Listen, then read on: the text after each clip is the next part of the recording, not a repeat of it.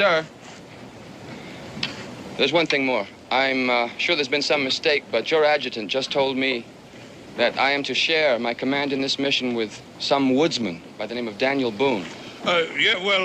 We can discuss this later. Oh, no, Major. Let him go ahead. He may have come up with some first-rate objection to that backwoodsman.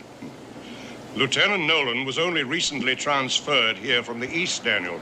Considering our short notice and all, he was the one officer available who'd had experience with boats. Sir, from what I've gathered, this being a strictly military operation. You called him Daniel, sir? Yes. This is your backwoodsman.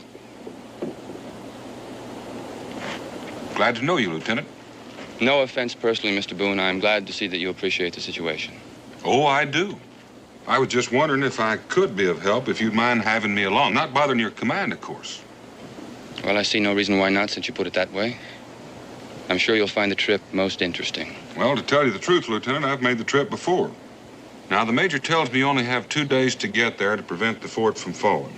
Yes, Mr. Boone, that's true. Now, if you'll excuse me, I'm very pressed for time. Lieutenant, speed alone is not the answer. I'll show you what I mean. Here we are. Here's the fort.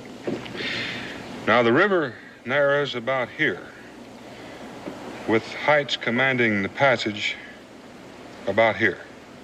Mr. Boone, I've seen a map of the river before. I've seen the river, Lieutenant.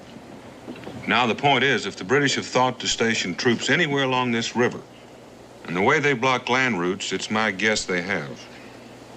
This is the point they most likely have picked. Right above this suspension bridge.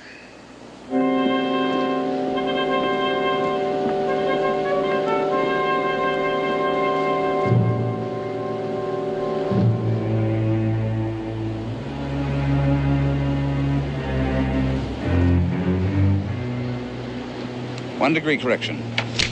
Fire when ready. Yes, sir.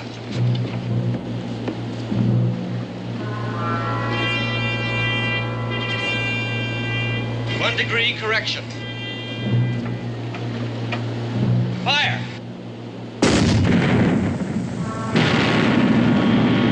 Perfect! Freeze that trajectory and we can't miss. Yes, sir. If anything comes out that river, it'll be blasted clear out of the water. I only hope they do use a boat. With the gunpowder they'll be carrying, one shot would do it. The blast will be heard from here to Fort Courtney. If not, by good King George.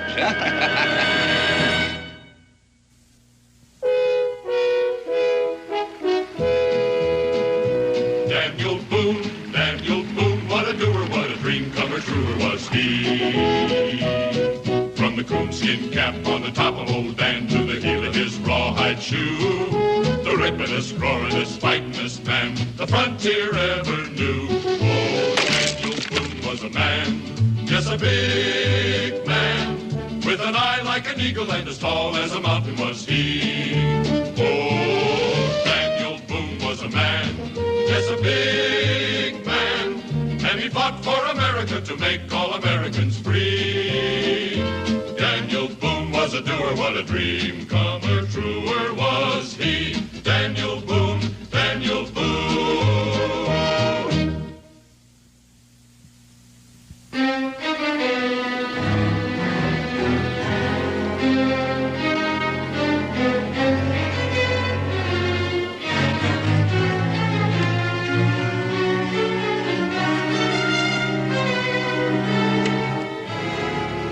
I'd feel a lot better about this expedition, Daniel, if you took those soldiers with you. Well, I'm not one to turn down help, Major, but unless they're Pullman, there's just no room on board. But suppose you do run into a British force somewhere along the way. Well, I don't suppose I could carry enough soldiers in that situation to do any good anyhow. Suppose not, but that young lieutenant. Oh, I think you'll be all right, Major. Just needs a little seasoning, that's all.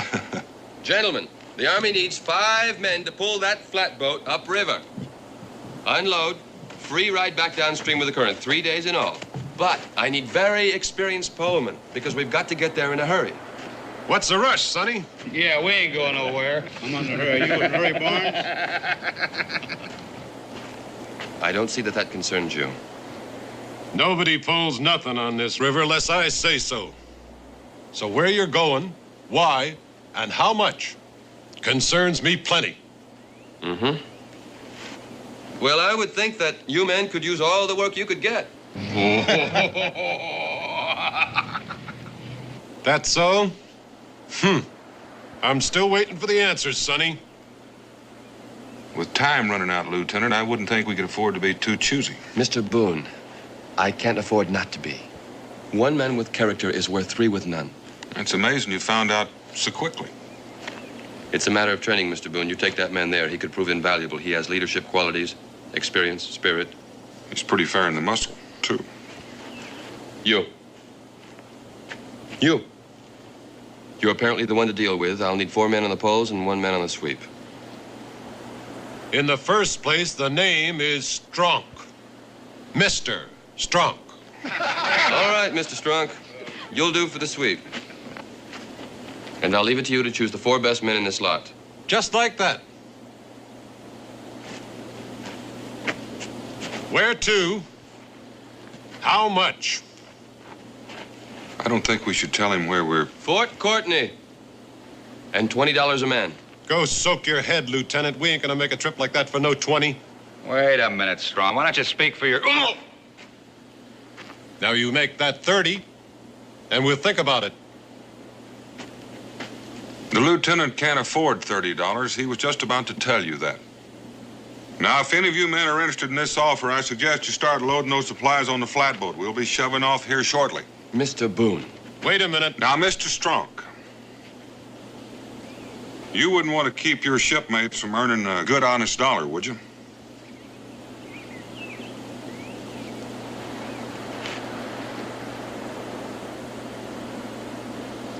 Well, I guess if it's for the Army, it's our patriotic duty. Toby, Barker, Barnes, George, let's go down the docks. Was there something, Lieutenant? Yes, Mr. Boone, a matter of authority. From now on, I'll handle these matters alone. If you prefer.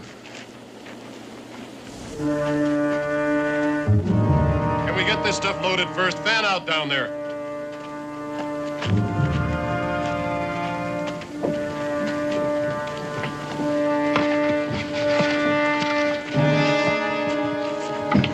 You get that stuff over there.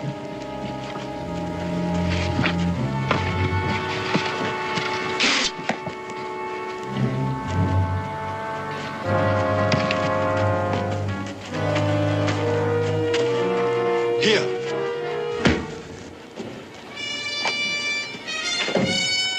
Very efficient, mon ami. Very good.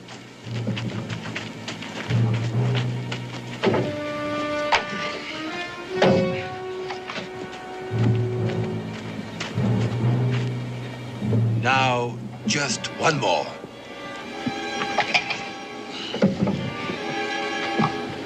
What happened to Barker? So I go off down the street? Barnes. Tell Barker to get down here on the double, or I'll have to replace him.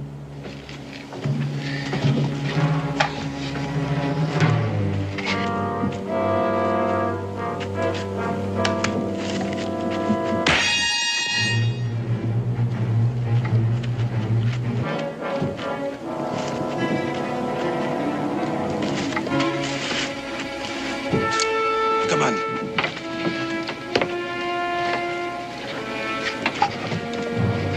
You, what are you doing here? That's all right. He's with me. Oh, he's with you. Off, both of you.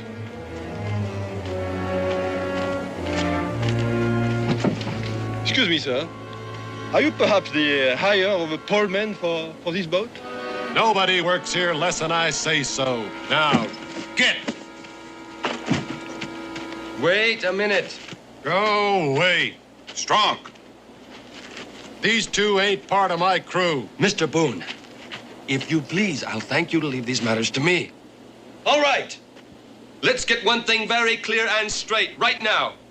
If anybody is dissatisfied with money or conditions on this expedition, they can leave. No. Very well. Finish securing the cargo and get to your polling positions. Strunk, you on the sweep. You and you pull on the port side. You and you on the starboard. All right, hop to it. Like I said, a little seasoning. Mr. Boone. Thank you. I assure you, I am quite capable of handling these matters alone. Some matters you are, Lieutenant. Is there some question, sir, concerning my command? Not in my mind, but for the sake of this mission, you'll take Daniel Boone's advice and you'll abide by it. If that means splitting your command, then consider it split, at my orders. Yes, sir. Hereafter, you will confine yourself to the operation of the boat, leaving all other concerns to him. Yes, sir. And in that connection, your boat appears to be ready. Yes, sir. All hands prepare to move out.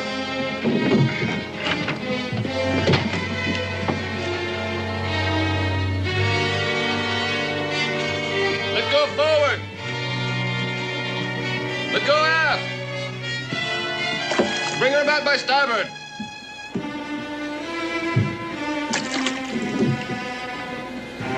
Push, boys, come on!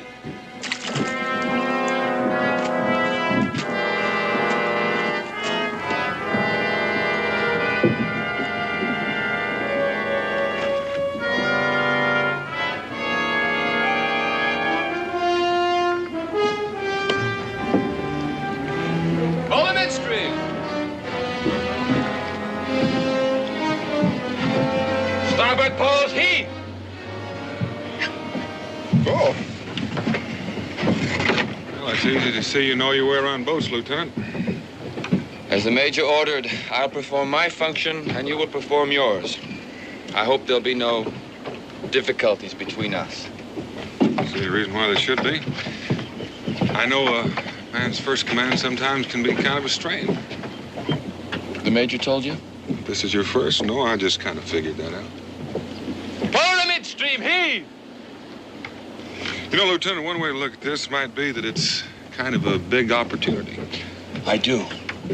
And as long as we keep to our own divisions of responsibility, I won't be held liable for the mistakes of others. Well, I see what you mean.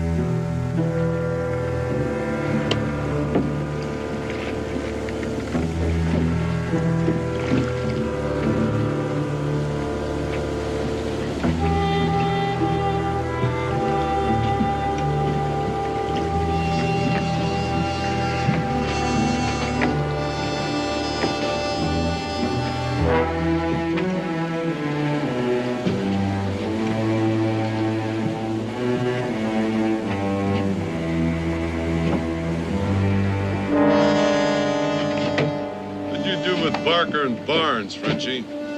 Barker and Barnes? What is a Barker and Barnes, monsieur? Don't give me that. Oh, excuse me, I'm so sorry. You clumsy fool, I'll break you in half.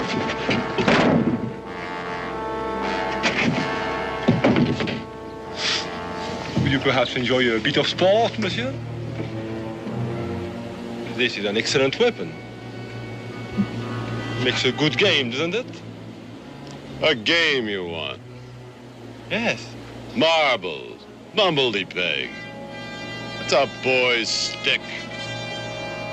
It's a man's weapon. Mr. Strunk, what are you doing? Back on that sweep before we go aground. You're right.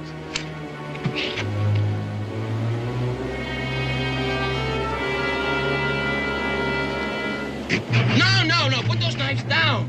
Get out.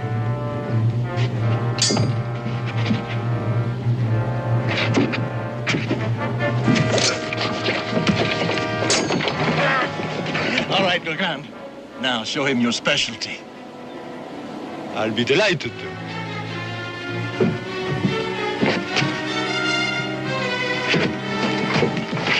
Seems you gentlemen don't hear commands too well. The lieutenant's permission. I'm sure you all have good hearing for the clink of coins. And if there are any more shenanigans like this, those responsible are going to have their pay docked by half. And if you don't like it, you can always swim back. Right, now back to your posts. You've cost us valuable time.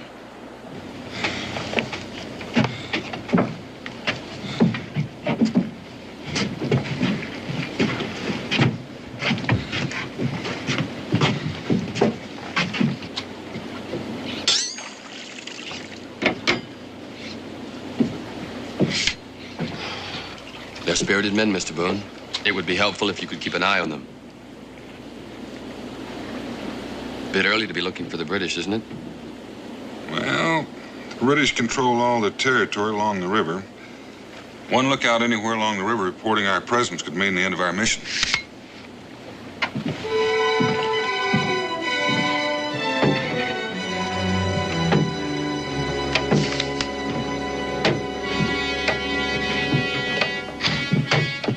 I knew it was a mistake to bring them to. It was a mistake for you, Strong.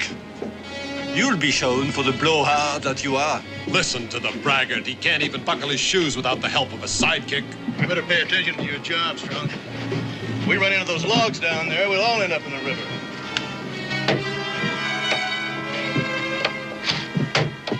Strong, bring her alongside those logs.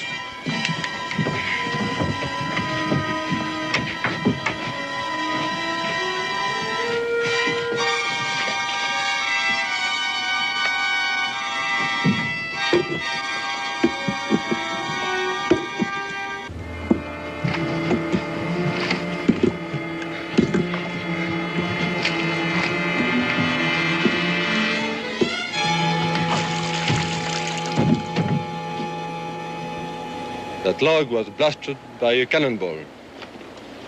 Must have floated all the way down from Fort Courtney. Well, you're right about the cannonball, Legrand, but it didn't come from the guns at Fort Courtney. I'd say this cut hadn't been exposed to the water more than 2 hours. Meaning? Meaning that there's a cannon upriver from us. Most likely British, more likely commanding the river passage. Look here, Lieutenant. I'll show you what I mean, Lieutenant. We're about here. I'll cut across on foot and scout the suspension bridge. Then I'll hurry as quickly as I can and rejoin you about here. And if you're not at that point by the time we arrive, you expect me to wait? That's right, Lieutenant. Mr. Boone, I can't afford any delays. We can afford to be blown out of the water by British cannon even less. Now listen, that part of this mission is my command, and my orders are to proceed as quickly as possible and without interruptions. I have orders too, Lieutenant, and certainly one of them would be to prevent this from becoming a suicide mission. But what do you expect to gain? If there is a British cannon waiting for us, what can we do about it? We still have to try to push through. No, Mr. Boone, I'm sorry, I cannot. Lieutenant, I don't know what, if anything, I can do until I have a look. Now, in the meantime, despite these buckskins, I think you ought to know I hold the rank of Lieutenant Colonel. I'm ordering you to wait at that curve of the river until I get there. Hold up on the pole!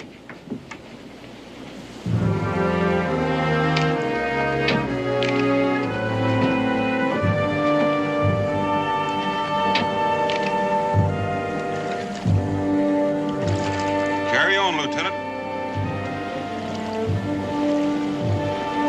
All hands, start pulling.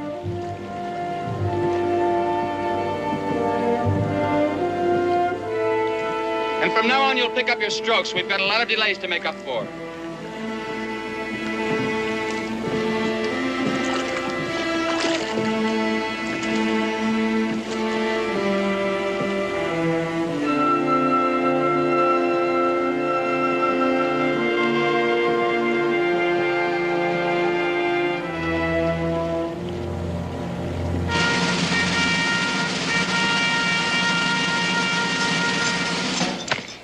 Captain, I want you to double the sentries tonight. Yes, sir.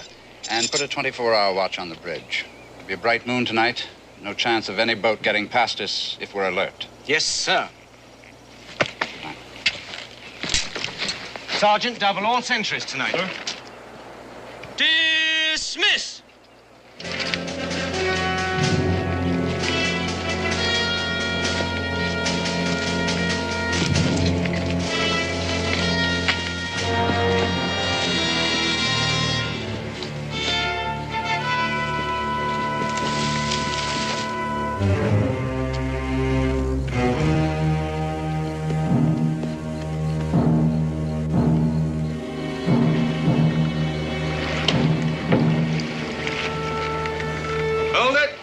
This is it.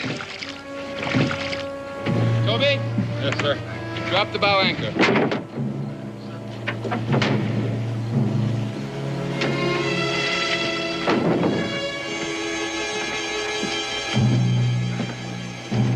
Rest your poles, men. You can break out some food while you're waiting. But, jerky. Yeah.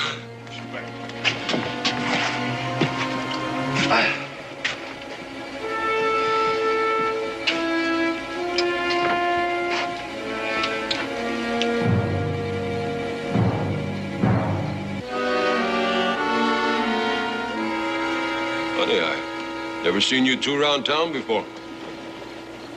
Well, we're just passing through. We come from south of here. Peculiar place must be. All wear them bracelets around their ankles? About you, you wear them too? When I think it's any of your business, I'll let you know. I won't say I never seen any bracelets like them before. They're usually attached to chains. Of course, chains could be hacked off if need be. You know something? You do an awful lot of talking for a man that's so outnumbered. Lieutenant! What's the trouble, Mr. Strong? How long are we gonna have to sit here on this rotten scow? Until I tell you to move it.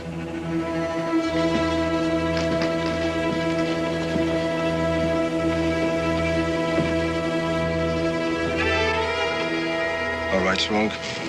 What are you after? What do you got? Nothing, probably. Except maybe a price on your head. Let's get off this thing. Stand apart! Mr. Strunk, what is going on here? You got yourself a couple of escaped convicts, and I'm claiming the reward. Convicts? Yeah, right down to them ankle chains. Toby, bring me some rope. You're both under arrest. You'll be confined and turned over to the authorities at Port Courtney. That would be very unfortunate. Very, but I have no other choice. Hey! Thank you, Lieutenant. Now stand back, the both of you. We are getting off here, mates. First one that moves gets the charge. Fair enough. I'll see that you get this one. Now drop that pistol. Drop it. You drop that boat hook, too.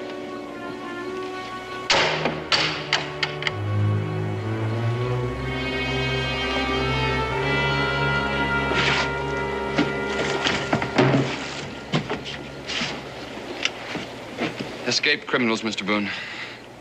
If I hadn't been so bullheaded. It's lucky I got back when I did. We're gonna need all hands. You mean you intend to allow these two to continue on our expedition?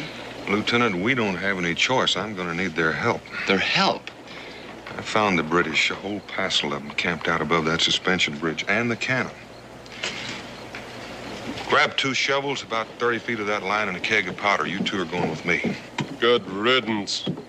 These men are escaped convicts, Mr. Boone. Dangerous men. They'll try to kill you and escape the first chance they get. I expect they will, but I'll just have to see that they don't get the chance. Why don't you swap with me? Your pistol will be handier for climbing. You have a plan? Sort of. This will leave you with only 2 pole men and Stronk, which means you'll be able to travel about half speed. I reckon you can get to the bridge about dawn. That ought to give me enough time to fix that cannon so it won't blow you out of the water when you try to run past. Monsieur Boone, we are going where? We're going to pay the Redcoats a visit. That's dangerous. I reckon it'll hold your interest. You cannot force us to go. That's right. I can chain you to the wagon. But if you come with me, you figure you'll have a chance to escape, so I reckon you'll come. Monsieur Boone, I am going to regret killing you. Your apology is appreciated. Now let's get started. Very well.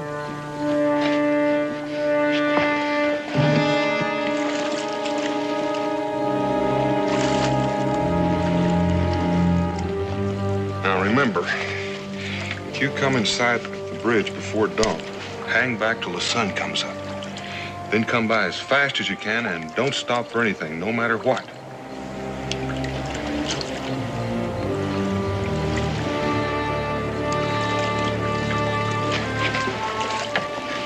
I can count on you, can't I? No matter what, Mr. Boone. My friends call me Daniel. Mine call me Bo.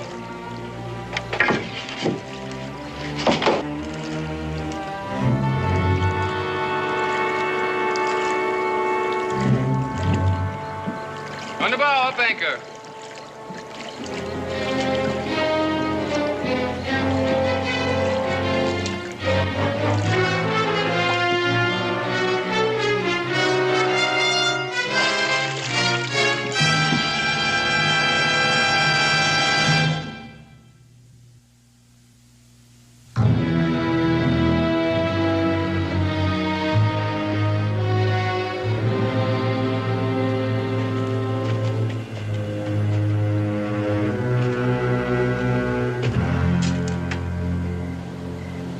There it is. And that's the way we're going to get there. Then we just blow it up with your powder, is that it? Now, we'll just bury that keg in the edge of the cliffside under the cannon, light it with a fuse, or do you have a better idea? Huh? What I do know is we ain't never gonna get there. All you have to do is look. Well, that's where our friend Legrand comes in. Me? You see that line? You see that tree on the ledge up there? Yes, I see it. Well, how many shots is it going to take you to throw this boat hook over that limb? I know nothing about throwing boat hooks. Well, I thought you said you were a master of all weapons. I am, but this is not a weapon. Well, I figured you must have thought so the way you've been waving it around. Or did Strunk have you all figured out just to braggart? You think I'm a child, huh? To be maneuvered by such obvious tactics. Give that to me. I'll show you.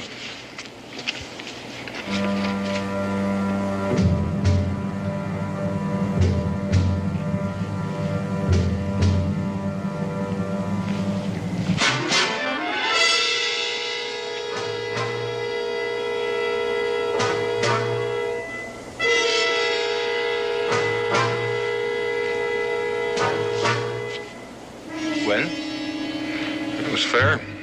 Fair? All right, Malloy, you're first. Start climbing. I can tell you right now, nothing's gonna come of it. I can tell you one thing's going to come of it. Before the night's over, you're going to be a pretty fair mountain climber.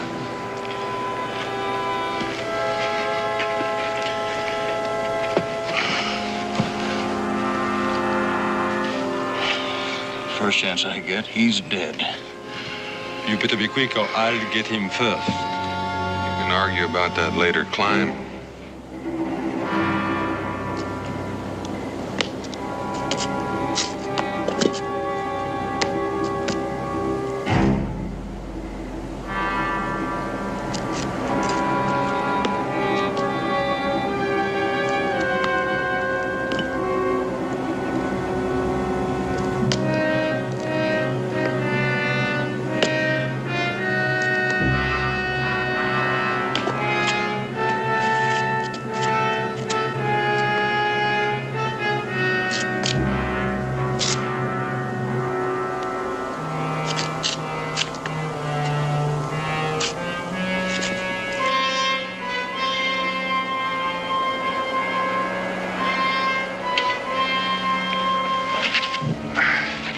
Here, make the barrel fast.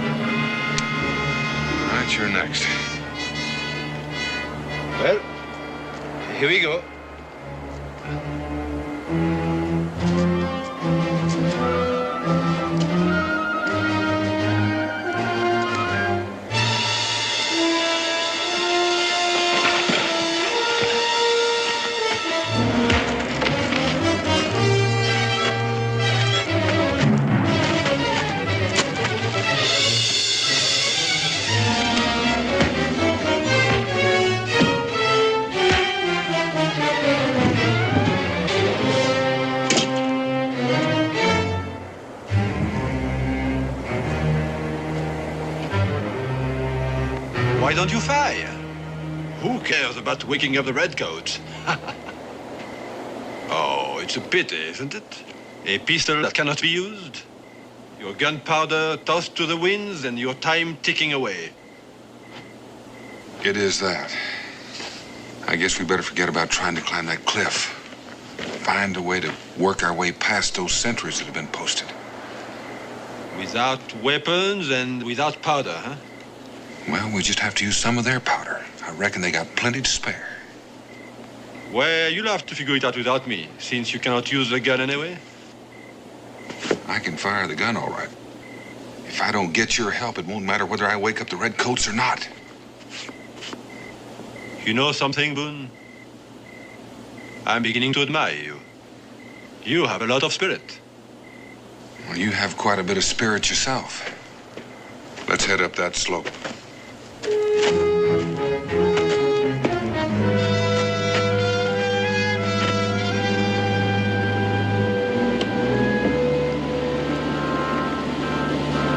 This is as far as we go. Toby, drop that anchor.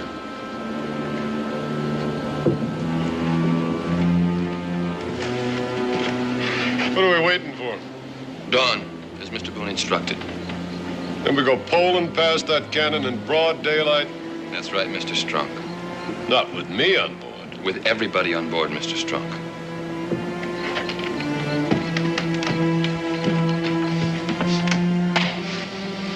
That's what you think.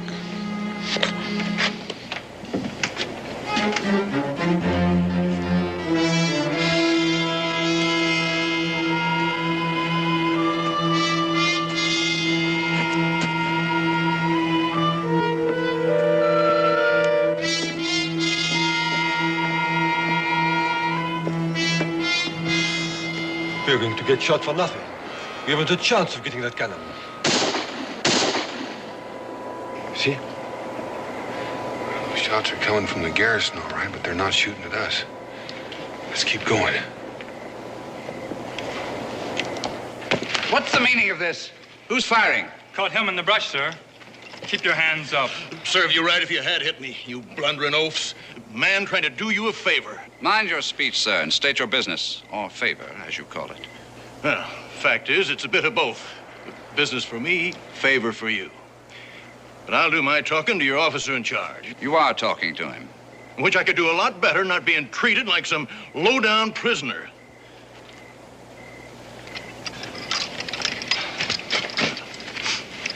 Merci. Now, just what is it worth to you to find out something new about them supplies they're heading for Fort Courtney? Nothing. I'm ready to blast anything that comes up that river. Well, sure you are. Of course you are, but it'd be nice for you to know just when they're coming and just how they plan to get by you in spite of your cannon. I don't know what your information is worth, if anything, until I hear it. And you won't hear it until we've settled on a price. I figured that, 100 pounds in your currency, that'd be a fair price.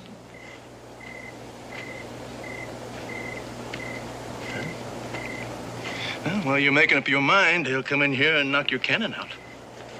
How? How do I know you're not lying? Because I can prove it just as soon as we agreed on a price. Very well. You'll get your money.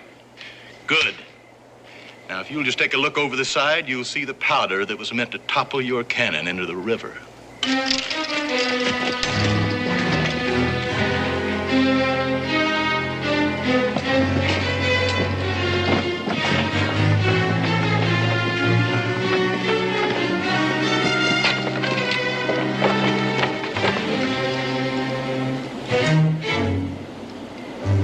Looks like a keg of powder, all right, sir. Splintered, but nothing else. All right. How many men? And where are they now? Well, there was 2 of them last time I saw them. But if the man in charge has his way, they'll disable your cannon before they bring the flatboat with supplies into range. Flatboat, yes. I'd anticipated something of that sort. You'll get your money when that boat is destroyed.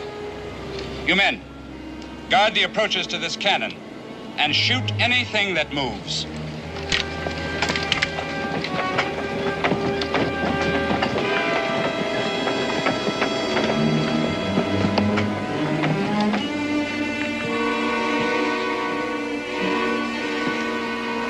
Either we move out right now or I'm going to take me a swim. Strunk, we move in no direction till sunup.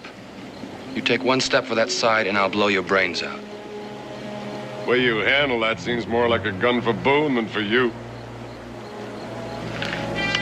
Mr. Strunk, once I pull this trigger, I doubt if you could tell the difference.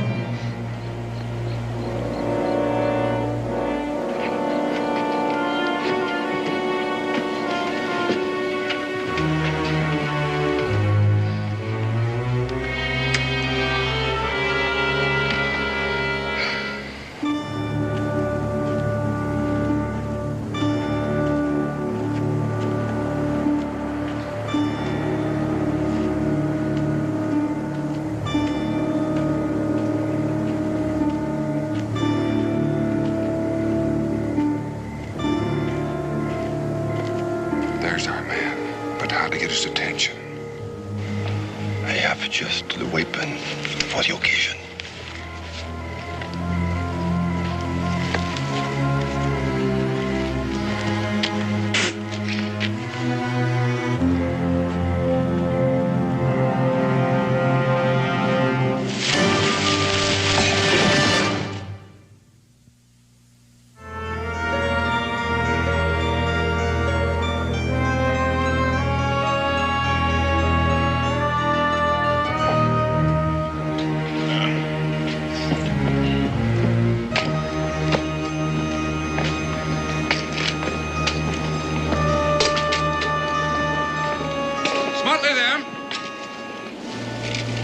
Captain, I want the cannon loaded and ready for firing. If they're coming at all, should be here presently. Yes, sir.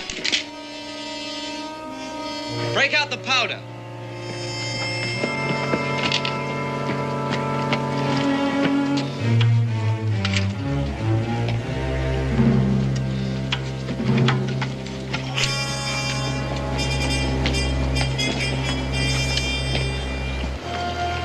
That's it. That's the cave. That's right.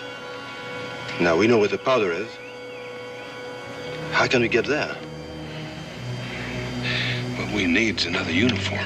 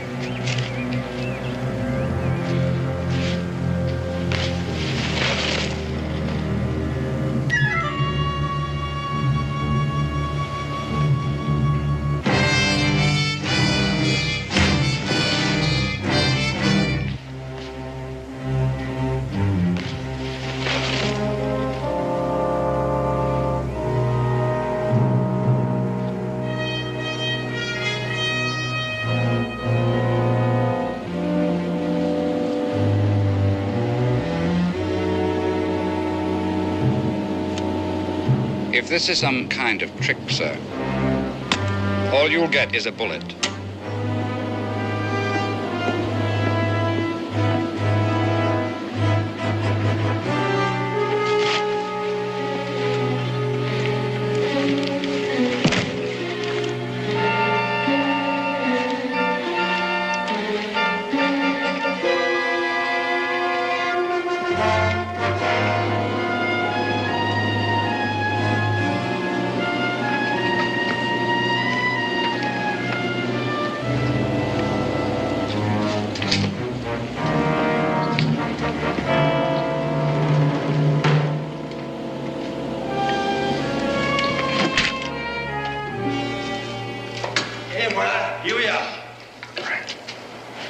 you're supposed to be an expert on all kinds of weapons.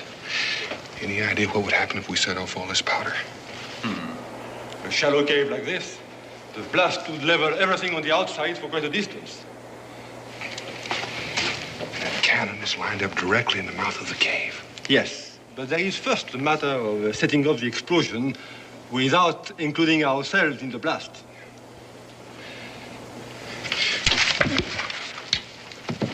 Me boy, rifle.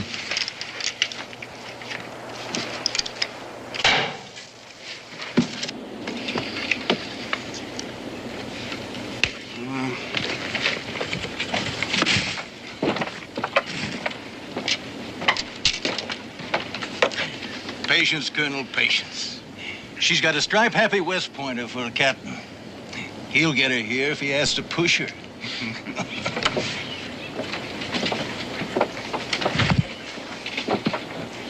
Isn't that thing loaded yet? Loaded and ready, sir.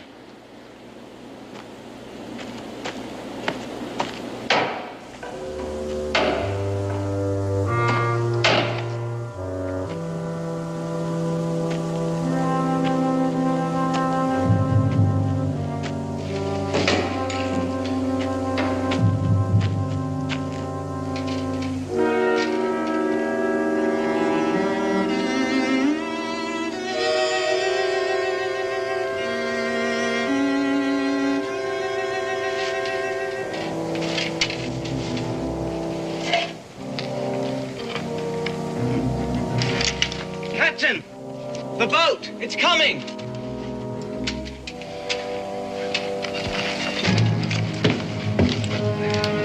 All men to your post! To your post, men!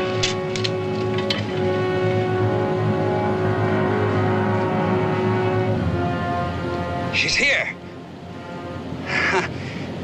Loaded to the ears. Make ready for firing. No one would show up on time.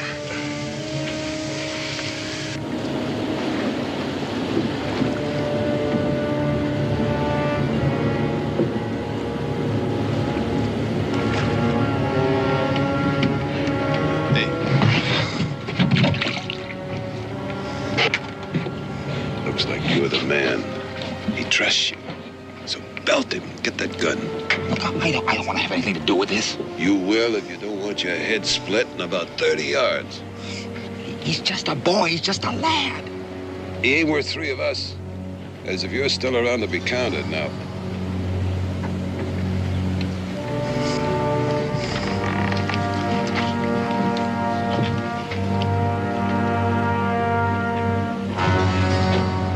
Hey, look!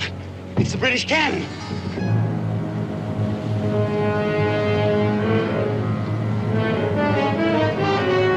Stand by. She's almost in position. She'll be here any minute. The cannon is pointed right at us. That doesn't mean it'll fire. Keep pulling, Toby. Get on with your work, Toby. Strong, move.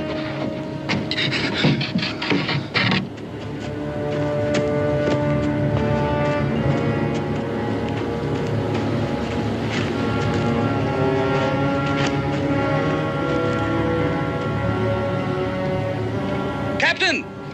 Quickly, they're almost in position.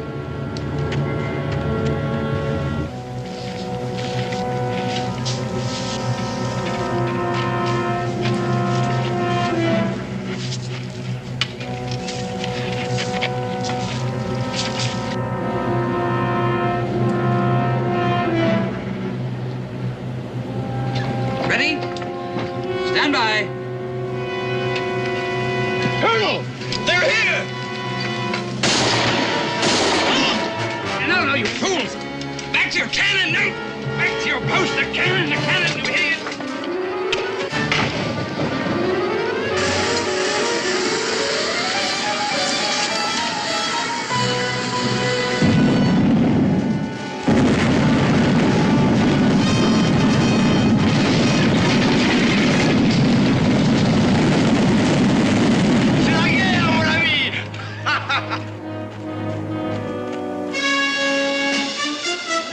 Look at that cannon! Look at the cannon!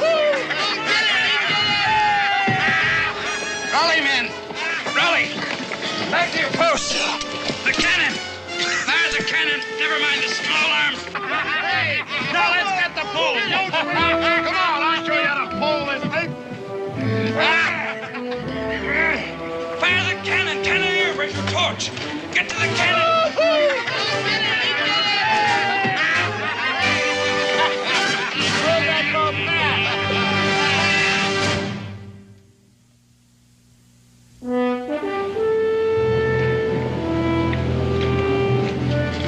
Ahoy!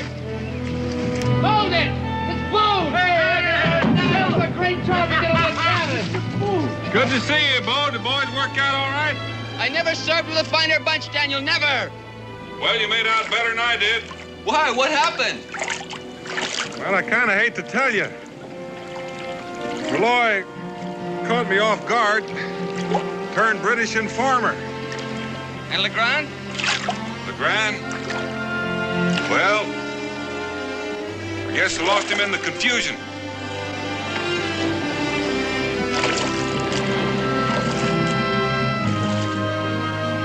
The important thing, Bo, is we're going to get those supplies to Fort Courtney on time, right? Right, Daniel.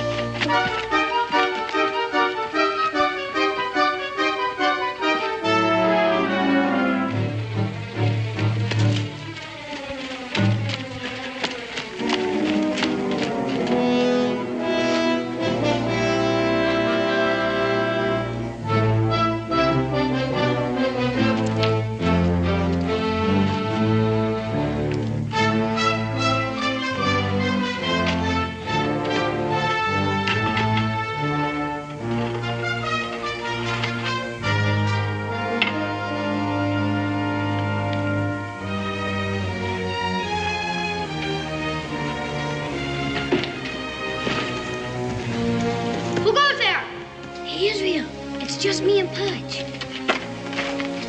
What's the secret password? Skull and crossbones. All right, mates. Come aboard, but step lively. Pudge says he's ready for his initiation into the Legion of the Black Pirates, Israel. Biggest step a man can ever take in his whole life. I don't know if he's ready or not. I'm ready, fellas. I'm ready. What do I have to do? Well, we have a very secret initiation ceremony.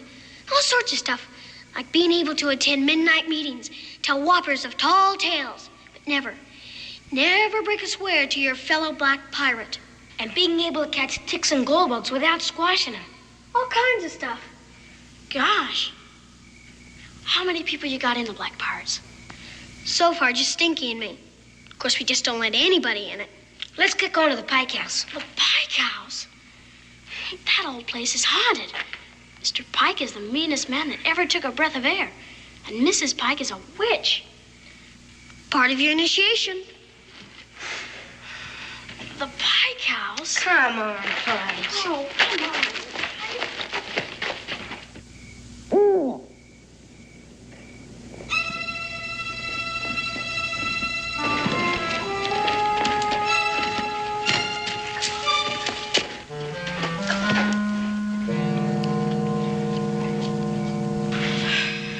Seen it in the dark before.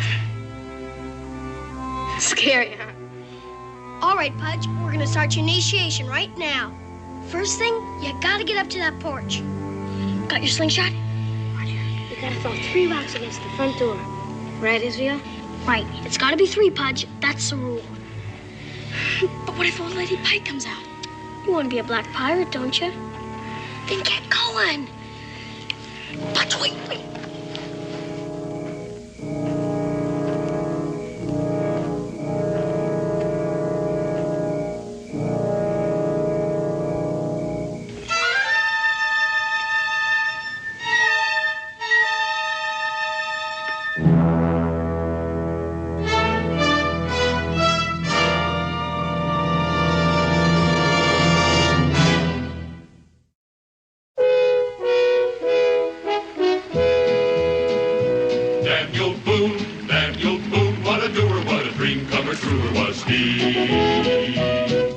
the coonskin cap on the top of old Dan to the heel of his rawhide shoe.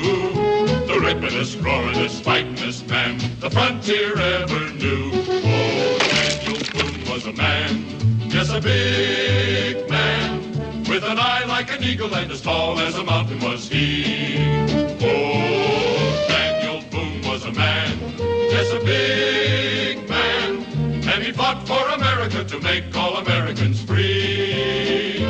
Daniel Boone was a doer, what a dream comer, truer was he. Daniel Boone, Daniel Boone.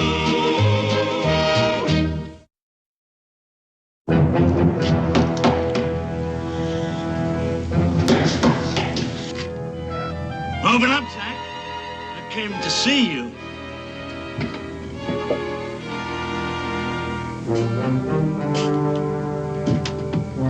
Hello, Sam. Been a lot of years. A lot of years. Rotting in jail. I've been out for a while. It's took me some time to find you, partner. You going to invite me in? Nettie's asleep. I hate to wake her. No, let's not waste time, Zach. I come for what's due me. A fast move, Zach. You just take that pistol out of your belt and put it down on the floor in front of me. Real slow like.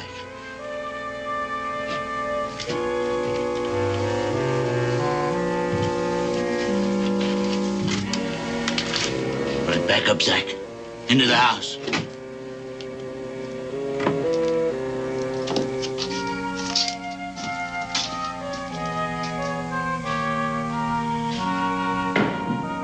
Boy, did you see that? Something mighty big's brought inside that house. Wish my pa was back from his hunting trip. The black pirates can handle this. I think we better get Pudge's initiation over with right now. Gosh, fellas, I don't know. Sure is spooky around here. I tell you, I ain't got it. Did you hear that? Sounds like they're having a brawl. We gotta find out what's happening inside there. Look, fellas, couldn't we have the initiation some other time, huh? My ma's gonna give me an awful whooping if she finds out I'm gone at this hour of the night. I say let's get the initiation over with. I'm for that. What do I have to do? Spy, Pudge. Gotta learn how to spy in order to become a black pirate. Go up to that front window and peep in it. Why do I have to do that? Israel just told you why, stupid. We gotta know what's happening in there. Black pirates are the best spies there is. Well, I don't think it's fair. I bet you guys never looked in the Pike's window. Well, we wouldn't be afraid to. Then I dare you to do it now. I double dare you. I'll do it, if you'll do it first. A black pirate can't run out under there, Israel.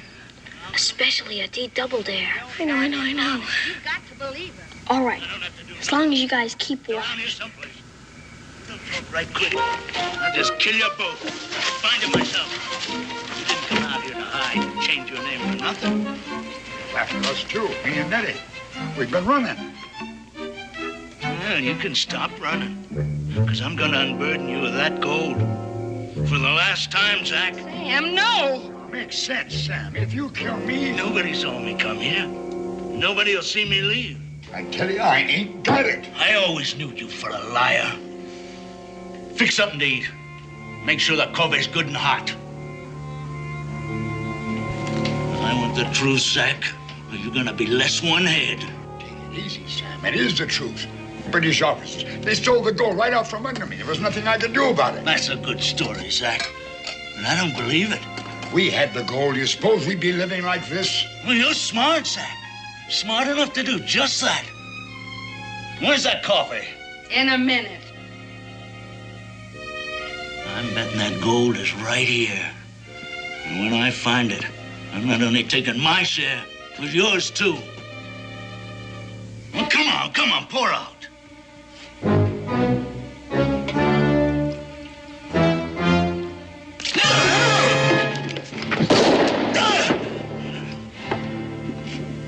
Dead.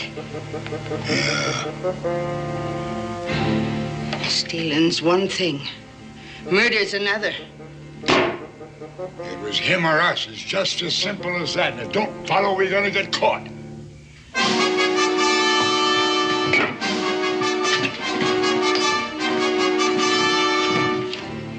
as well get out of there while the getting's good. I don't know.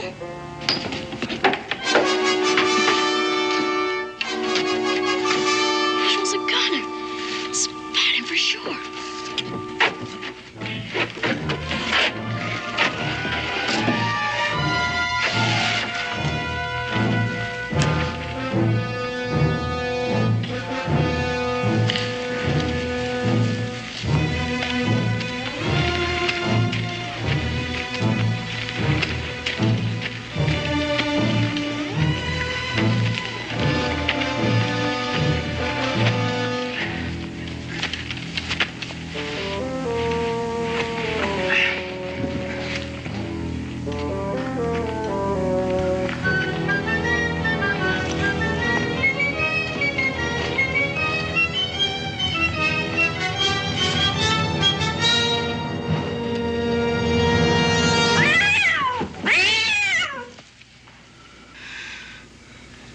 You start digging and I'll take a look.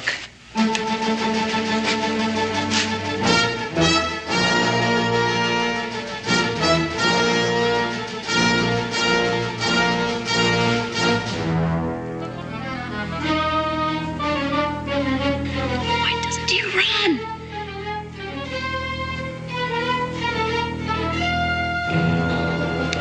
Run, Israel, run!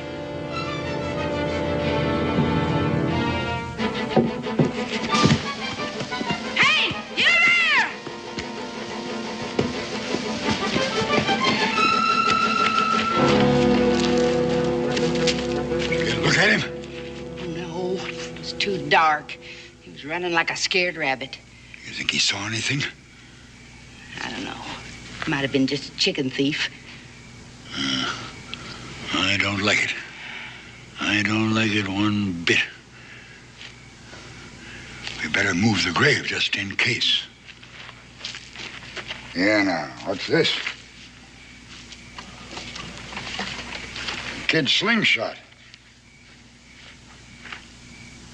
The Black Pirates. Wait,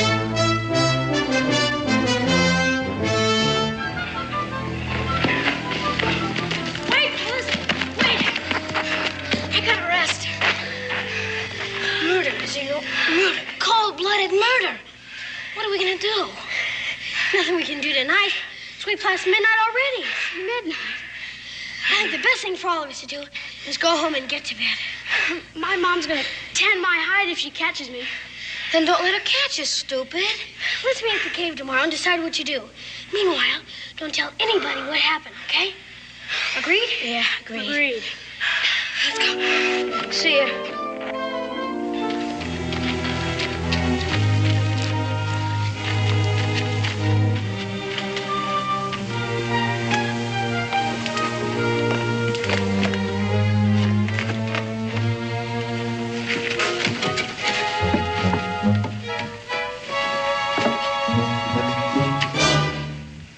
Israel Boone, I've had just about enough of your sneaking out at all hours of the night to play pirate. Now, do you realize what time it is?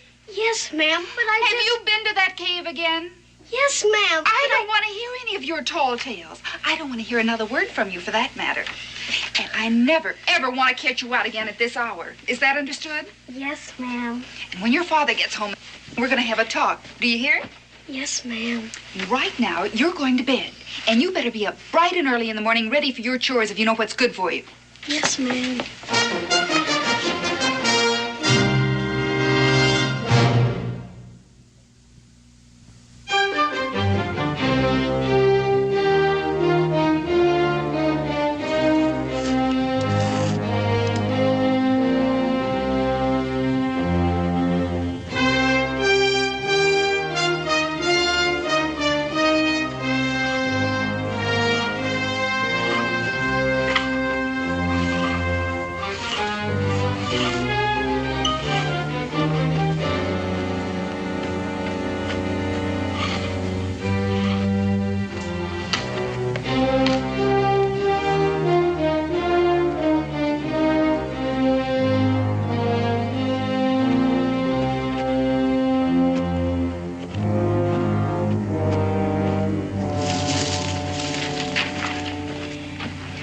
Hi, Israel. Hi. What's the matter? I said the net trap, so it would protect the entrance. Anybody that stepped on it, the net would fall on them. Well, that trap's never worked yet. I don't know why you think it's going to work now. Stupid thing. First time. First time it worked. Kind of worked. Hey, look what it caught. Come on up, boys. Come on. Come on, fellas. Hurry up. Help me get it back up. Not now. I'm too tired. Me too. Couldn't get a wink of sleep all night. Yeah. Same here. I kept hearing weird noises outside my window. I know someone was walking around in our front yard after I got home. Big, heavy footsteps. Like Zach Pike's. What are we gonna do? Pikes will murder us like they did the stranger if they find out it was us who saw them do it. Gosh, I'm too young to die, fellas. With my paw gone, I don't know who to tell. Mom wouldn't believe me because of all the tall tales I've been telling lately. You know how girls are anyhow. My mom would be the same way if I told her. And Pa gave me an awful wailing last time he saw me out after I was supposed to be asleep. Tell? What are you guys talking about? You just said we'd be killed by the Pikes if we tell. Now, wait a minute. There's been a murder. Somebody has to tell. And we're the only witnesses. Not me. I'm not telling. Me neither. I vote we make a pact to keep Mom and tell nobody ever. I vote that way, too. But wait a minute. That's 2 against 1. We'll do the Black Pirates swear. The blood oath? You got it, Israel. The Black Pirates voted. What do we have to do? Stand up. And now put on your patch.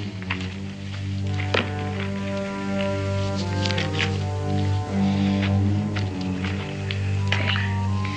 Give me your hand. Real blood? Mm-hmm. Okay, close your eyes. Put your thumbs together. And repeat after Israel. I, Israel Boone. I, Pudge Farmingham. I, Stinky Brown.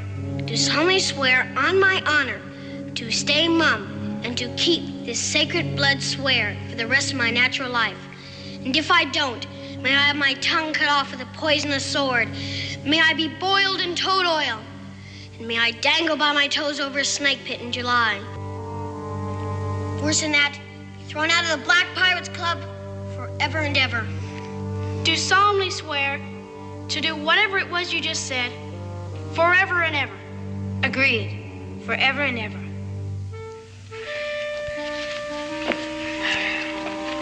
Here.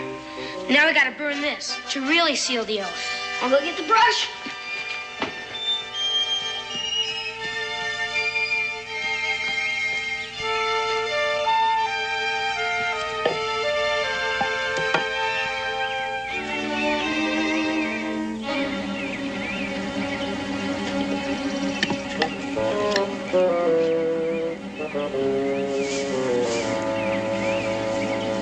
Israel Boone. You looking for something? Maybe this is what you want. Your slingshot, isn't it, boy? All the boys have them. Well, you can tell your friends I found it. Now I'll be glad to return it to its rightful owner. Yes, sir. Bye.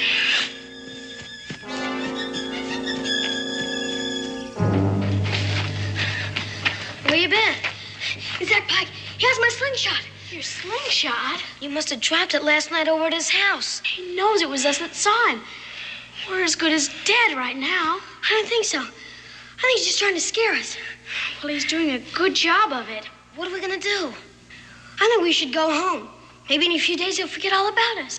Yeah. Maybe he won't bother us if we don't bother him. Whatever you do, fellas, don't tell anybody. My pa promised me a new jackknife for my birthday. What's that got to do with it? Well, if I get killed, Pa will probably give the knife to my brother. And I don't think I could stand that. I'm headed home. Me too. Mum's the word. Agreed. Agreed. Agreed.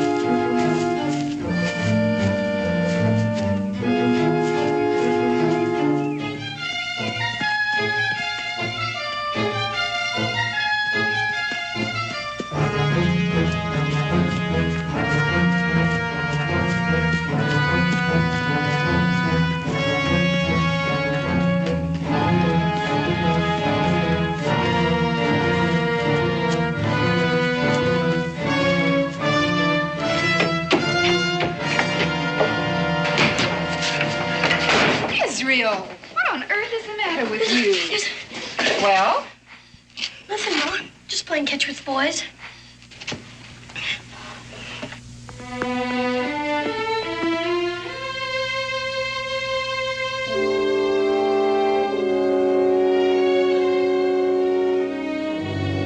Israel, you haven't eaten a bite of your dinner. Now, is something bothering you? No, ma'am. He said just don't feel well. Well, is there something you want to tell me about? No, ma'am. Israel, I'm sorry if I've been hard on you while your father's been away. But you've been impossible with those wild stories and those disappearances in the middle of the night. Now, you're going to have to change your whole attitude. Do you understand that? Oh, yes, ma'am. Can I be excused? All right. But I want you to fetch me some water from the well before you start your school lessons. Yes, ma'am.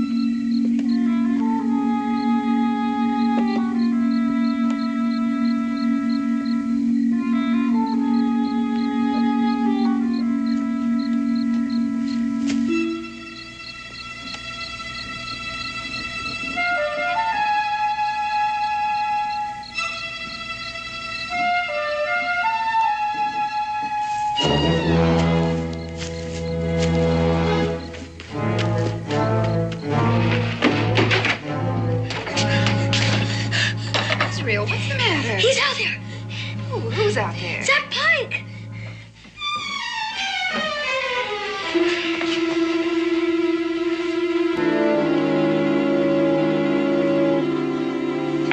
Israel, there's no one out there.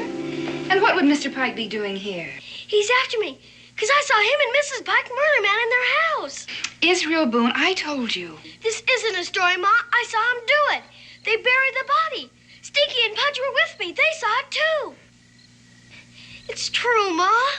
I'm sorry to disturb you at this hour, Sarah, but it's very serious. Israel claims that Pudge, Stinky, and he saw Mr. and Mrs. Pike murder a stranger in their house and then bury the body. Homer, get in here. Hello, Mrs. Boone. Homer. Hi, Israel. Mrs. Boone has some questions to ask you, and I want you to tell the truth for a change, or I swear I'll tan your hide so red you won't be able to sit down for a week. Now, Homer, this is very important. Do you know anything at all about a murder in the Pike house?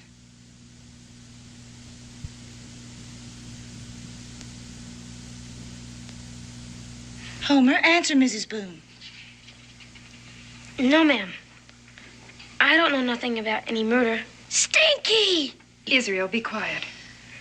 Are you absolutely sure, Homer? Yes, ma'am. I'm as sure as I can be.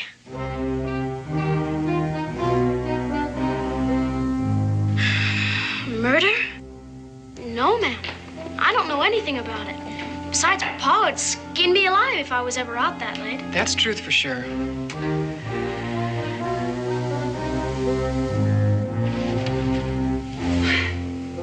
Telling a tall tale is one thing, Israel, but lying and involving your friends in it is another. I just don't know what's gotten into you, but I'm through talking. You know, your father will be home in the morning, and I'm going to let him settle this. In the meantime, you are not to leave this room for any reason.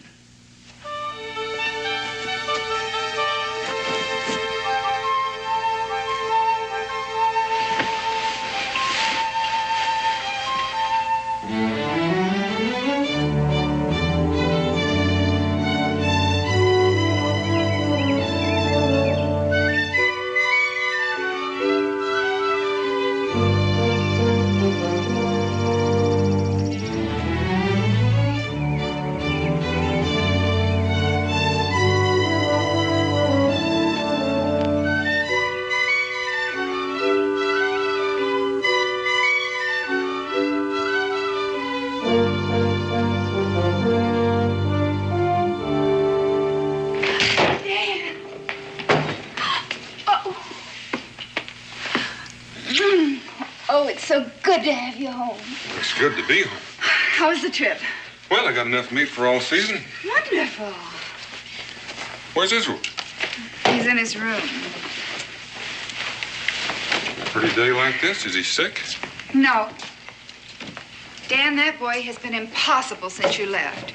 Still telling wild stories, only worse than ever. Oh, he'll grow out of it, Becky. It's just stage he's going through.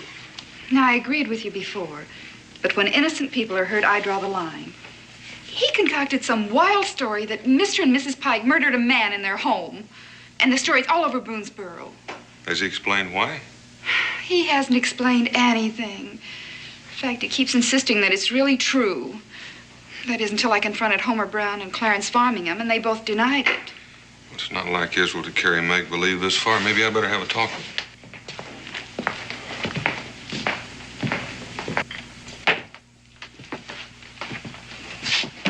Israel? Hello?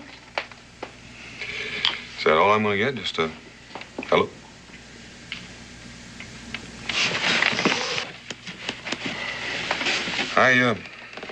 I hear we've had a few problems since I've been gone.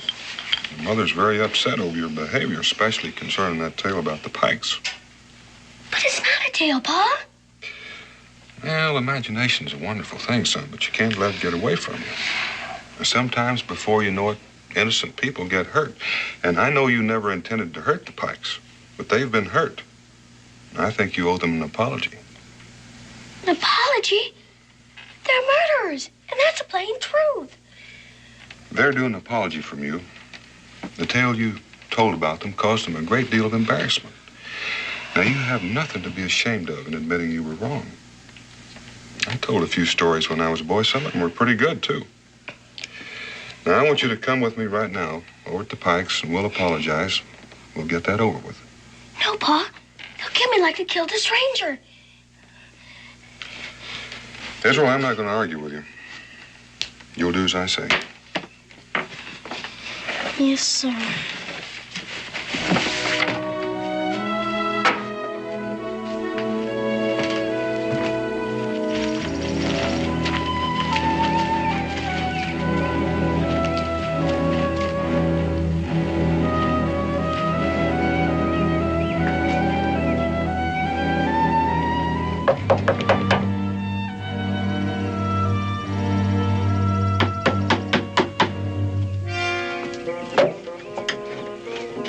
Pike? What do you want?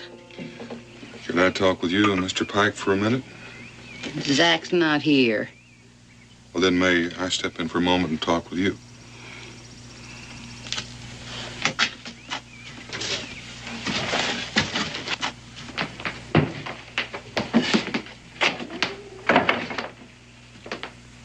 Well, what do you want? My wife and I feel that we owe you and Mr. Pike an apology for the story my boy made up.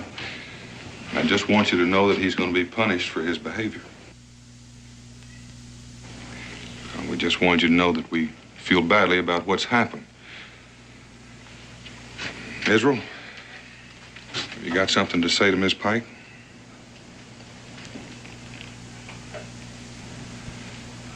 Israel? I'm not going to apologize.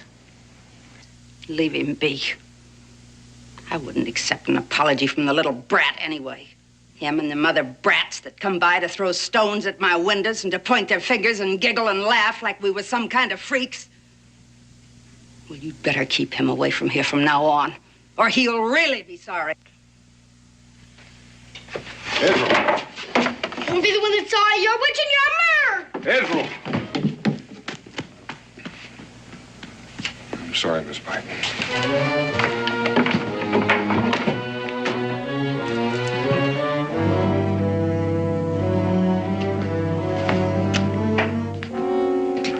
You heard? Everything. I think it's time that boy had an accident. One killing's enough. Maybe we ought to clear out. And have Daniel Boone wonder why we left. Why, that boy of his would have him digging out there in no time. Well, Sam could have told somebody about the gold. They could come looking for him. He was too greedy to let anyone else in on his share. The gold's ours, neat as can be. All we gotta do is get rid of Israel Boone.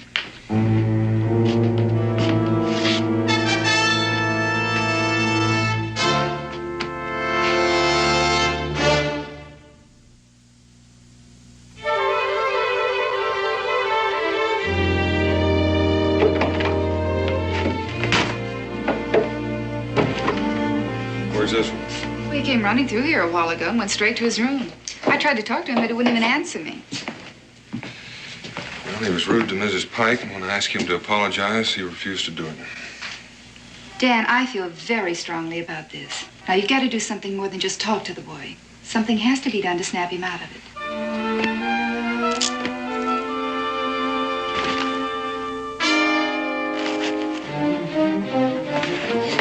Oh, Pa! He's out there! Zach Pack! He come to get me again! Now hold on and calm down. I saw him! I saw him! Where did you see him? At my window! Dan, this is nonsense. Now, he claimed the same thing once before.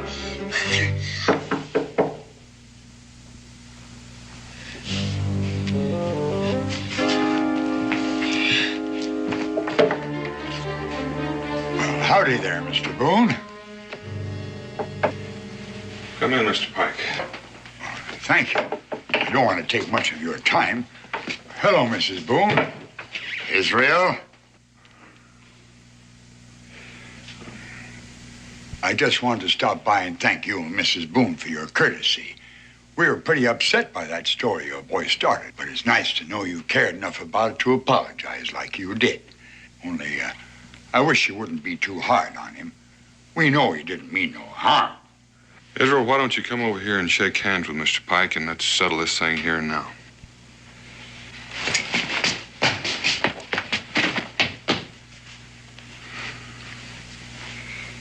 Sorry, Mr. Pike. He's just not himself lately. Spring fever has got him, maybe. But like I say, don't be too hard on him. Good night, Mr. Pike. Thank you. Dan, that was the last straw.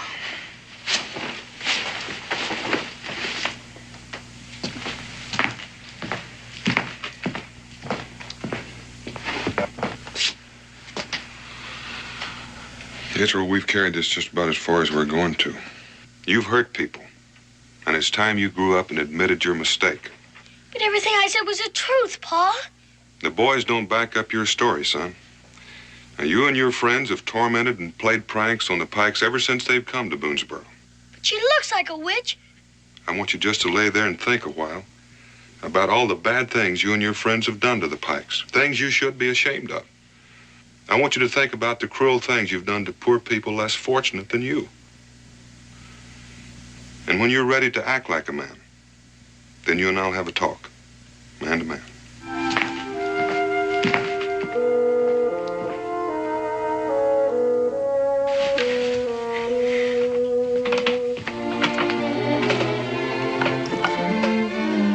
How's Israel?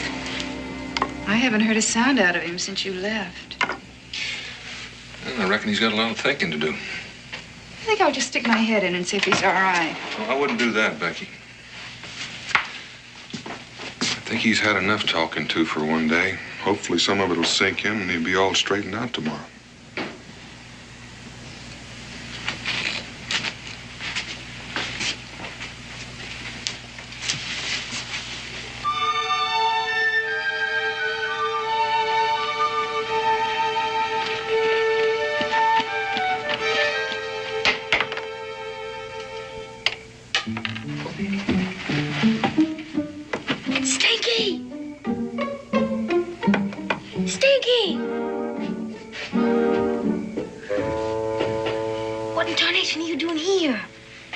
Nobody believed me. I ran away. Gosh. I'm sorry I didn't tell your mother about the murder. But I didn't know you'd break the swear. We all swore not to tell anybody. I know that, but I had to tell. It's not your fault. I was the one who broke the swear, and the Black Pirate law says I'm the one who has to take the consequences. But I'm gonna fix all that right now. I'm headed for the Pike House. You crazy or something? I have to find the stranger's grave. It's the only way I can prove to people that I was telling the truth. Well, do you need any help? I don't want you to get in any more trouble than you're already in. Black pirates are supposed to stick together.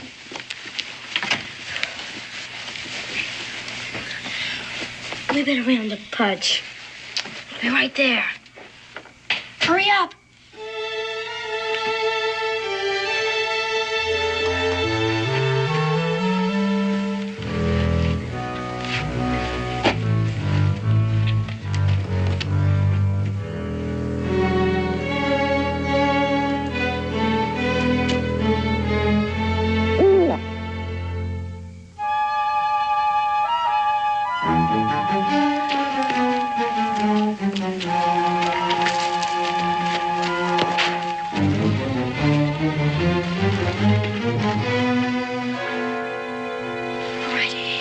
There's a shed behind the house where Pike keeps his tools. We're gonna need 2 shovels. Stinky and I'll get them while you keep watch. All by myself? Would you rather go with Israel and I'll stand lookout? No. It's kind of scary. Just hurry up. All right. If you see any movement from the house, give the black pirate warning whistle. Right. Israel. Yeah. What's the black pirate warning whistle? Oh, boy. Well, just whistle any way you can, Pudge. We'll know it's you. Come on, move out.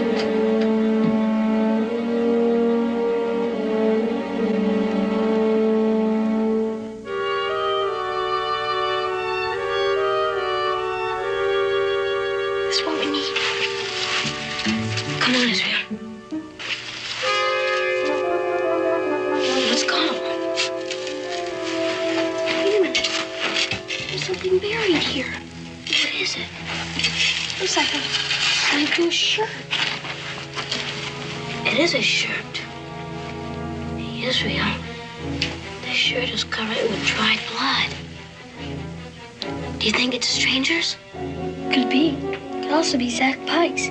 He must have been covered with blood after carrying the stranger to the graveyard. Yeah, and I bet he buried his clothes here so nobody could ever find the bloodstains on him. Maybe there's more.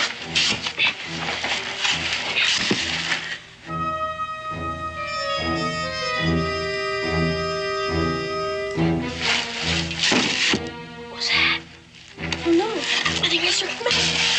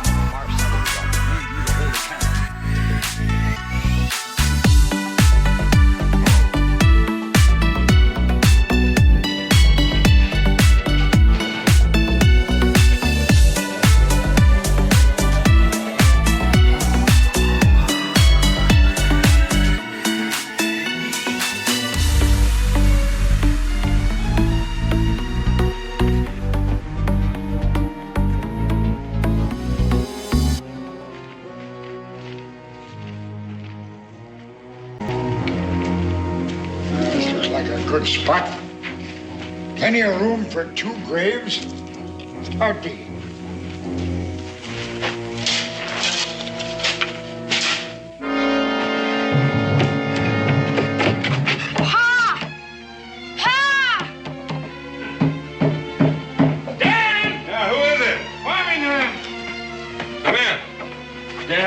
Was right. The Pikes did kill someone. Israel and Homer are over at the Pike's house now.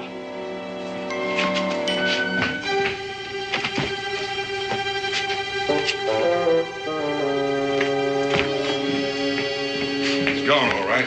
Dan, I'll never forgive myself if anything's happened to Israel. We just wanted to find the grave so somebody'd believe us. Mr. Pike's got a rifle. He caught him in the tool shed. Becky, keep the boy here. Come on.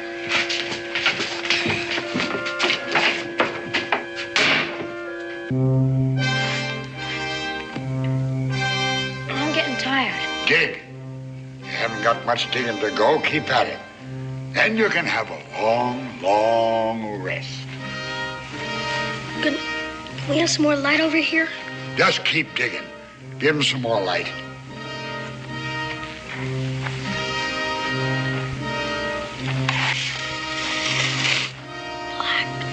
Pirates!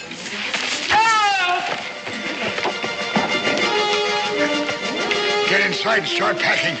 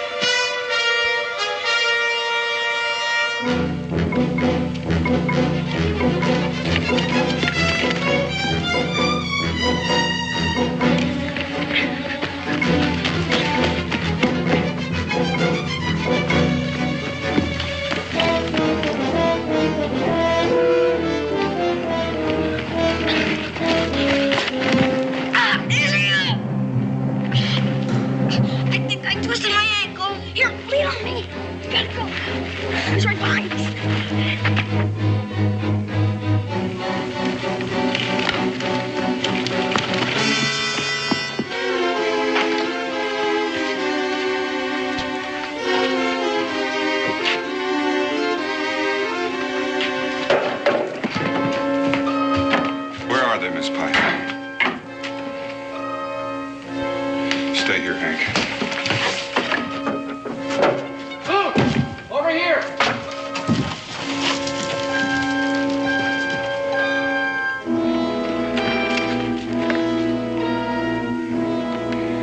They were digging their own graves.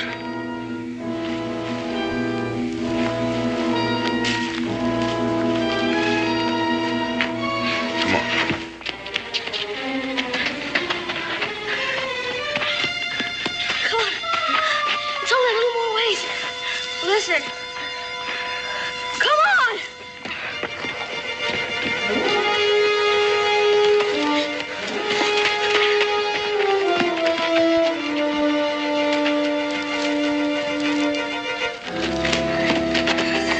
Over here. Get down.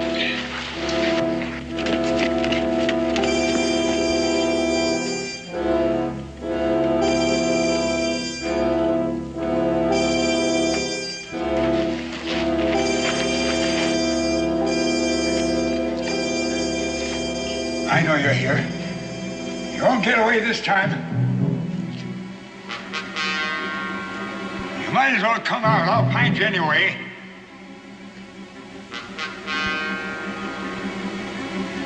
Look now, I'm tired of fooling around with you kids. Come on out. Uh-huh. That's who you are.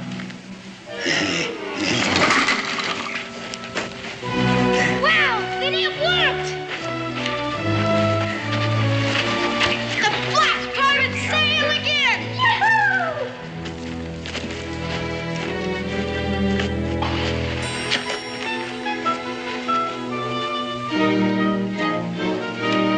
Paul,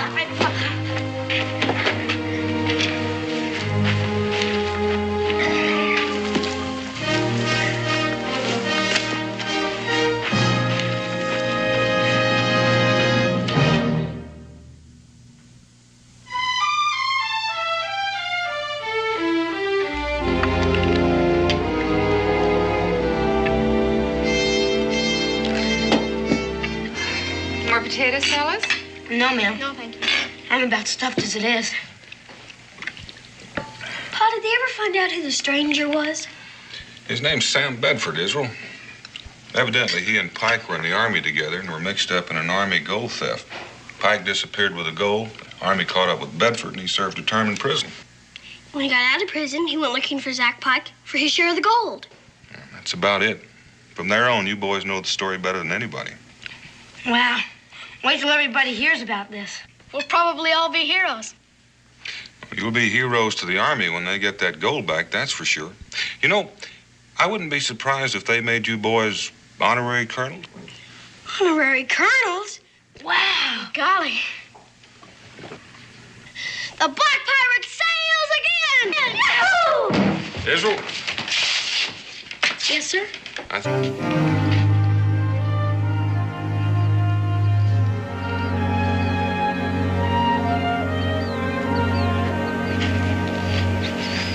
Straight through Tuscarora country. Fresh tracks. I've never heard of Tuscarora using wagons before. Doubt that they do. Well, the most important thing is that them tracks are going the same way we're going. Come on, mule. If you don't mind, Jeremiah, the mules could use a bit of rest and refreshment.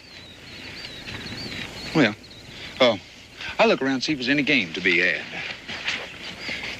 You do that, Jeremiah.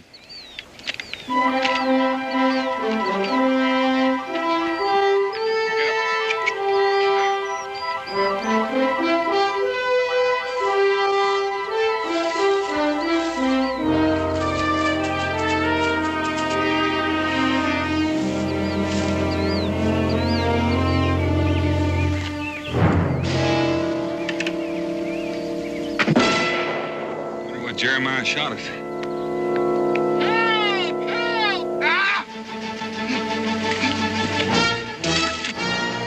Trouble.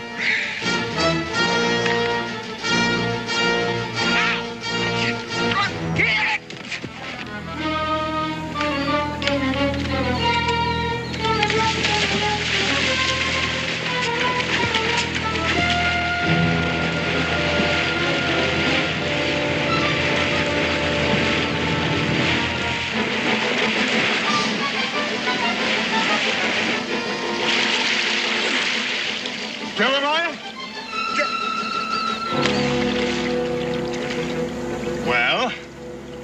Well, I was aiming a rabbit, and I don't think I hit him.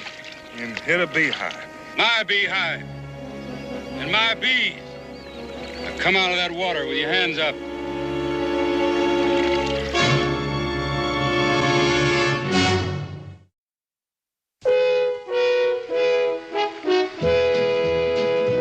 Daniel Boone, what a doer, what a dream comer truer was he. From the coonskin cap on the top of old Dan to the heel of his rawhide shoe, the rippin'est, roaring'est, fighting'est man the frontier ever knew. Oh, Daniel Boone was a man, yes, a big man, with an eye like an eagle and as tall as a mountain was he. Oh, Daniel Boone was a man, yes, a big man, and he fought for America to make all Americans free. Daniel Boone was a doer, what a dream comer truer was he. Daniel Boone, Daniel Boone.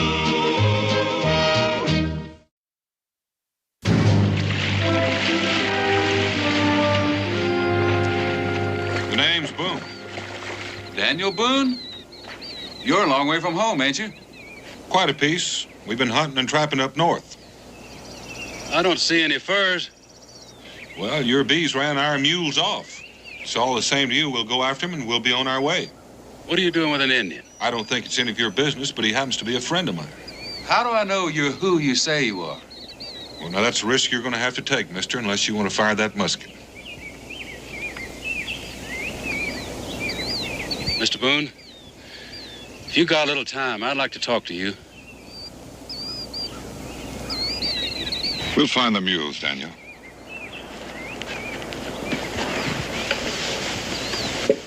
Thank you, Jeremiah.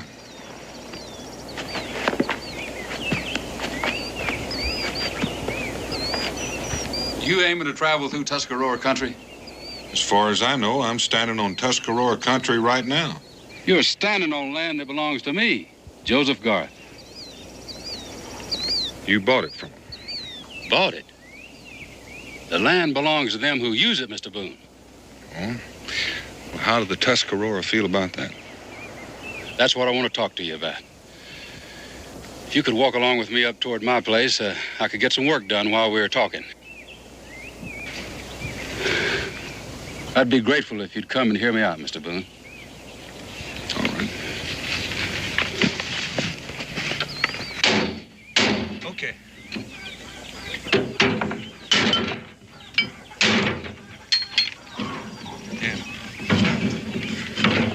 John? Let's get this thing on the way. Okay. Easy.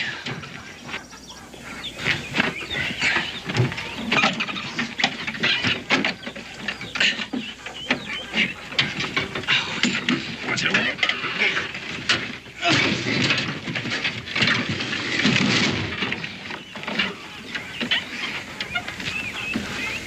Thank you.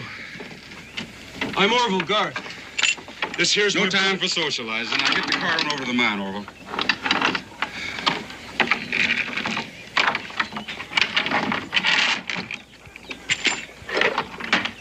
What kind of mine are you working, Mr. Garth?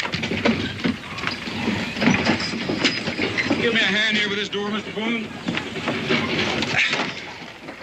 Coal mine. Ought to be working it now. One of them thieving Indians broke in here last night and stole some of my tools. Not that they got any use for them. Not a one of them ever did an honest day's labor in his life. They're just bedeviling me. Don't know why the good Lord made such miserable creatures anyhow. I thought there was something you wanted to talk to me about. I am talking about it. Tuscarora. Not only thieving my tools, they're driving my stock off, wrecking my fences. That all? I figure you're lucky to still be wearing your scalp. You think I fear that handful of heathens? Handful? Just 7 or 8 of them, camped a half a day's ride from here.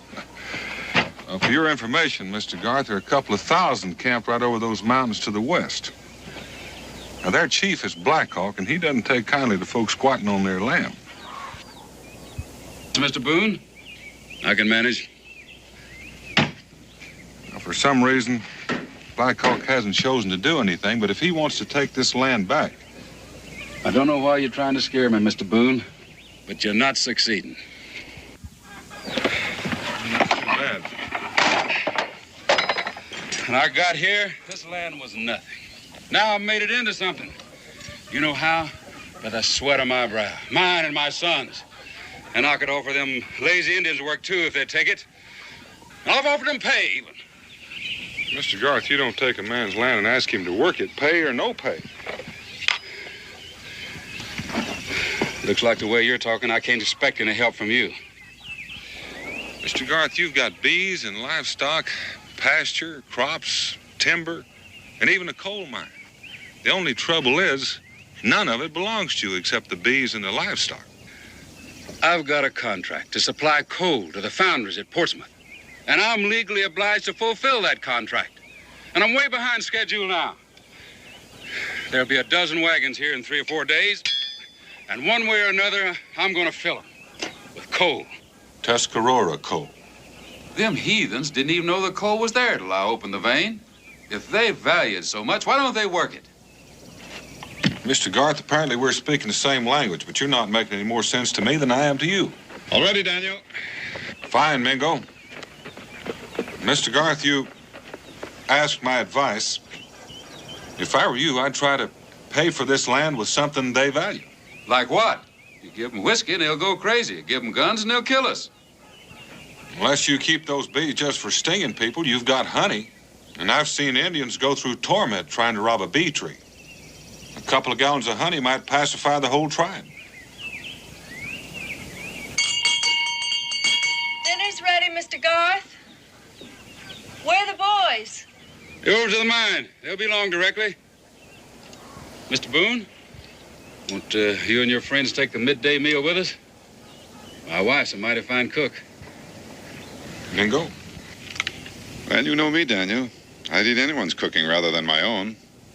Daniel, my backbone and my belt buckle are getting awful well acquainted. Well, Mr. Garth, we'd be pleased to. Well, you can put your mules over there in the corral. Come on, Mr. Boone, we can wash up on the porch.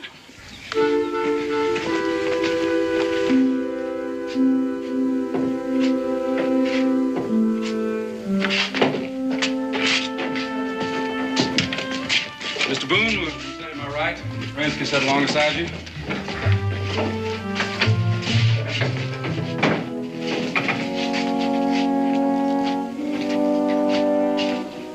Add strength for your labors.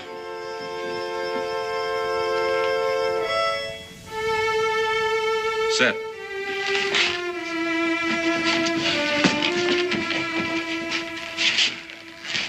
You hang the chairs on the wall as a matter of neatness there, Mr. Garth? Neatness? No, we hang them there to prevent idleness.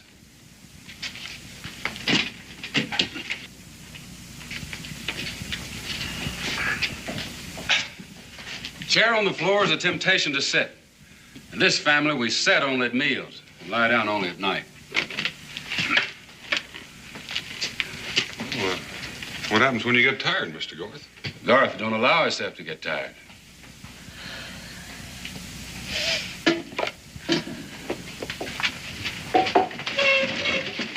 Oh, Mr. Boone, the days ain't long enough for the work that needs to be done.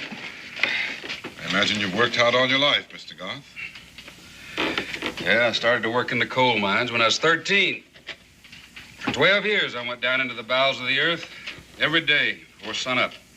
Didn't come out again till after dark. But the good Lord has guided me to this new country, and I mean to see to it that my family never knows the kind of poverty I did. Well, as hard as you and your sons work, it would seem to me you would do well on any piece of land. At least there's enough land so everyone will have their fair share. Coal mining is what I know best. I found this one for myself. Mr. Boone, you know the Tuscarora.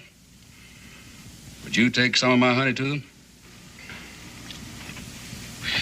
Mr. Garth, I don't guarantee a gift of honey would settle things, but it might go a long way to changing their attitude toward you.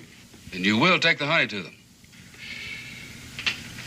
If you mean to make a friendly gesture, it might be well if you took it yourself.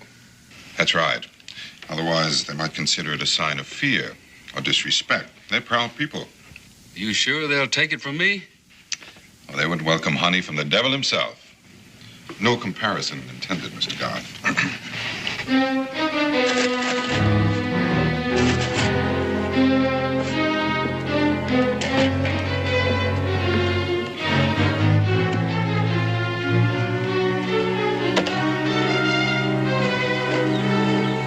You're welcome to spend a night, Mr. Boone. Oh, thank you, Mr. Garth. I think we'll make quite a bit of time before night's due. Shovels for digging, not for holding you up. Now, you heard what Mr. Boone said. There's still plenty of time till dark. And time's not for wasting. Safe journey, Mr. Boone. Good luck, Mr. Garth.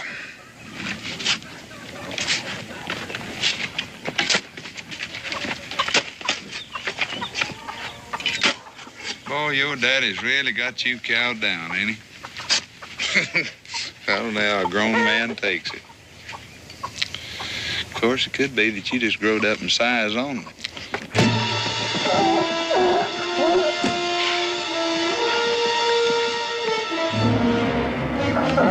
Let him go, let him go.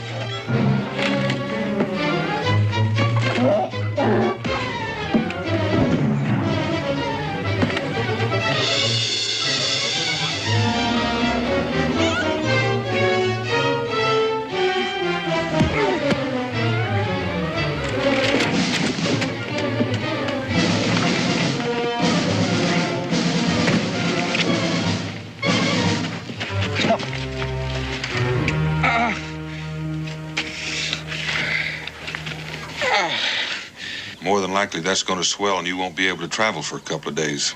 We were supposed to deliver those furs to Fort Sims tomorrow. Well, he can stay here till he's able to travel. Oh, no, I'll be fine. Stayed here, he'd work me like a mule.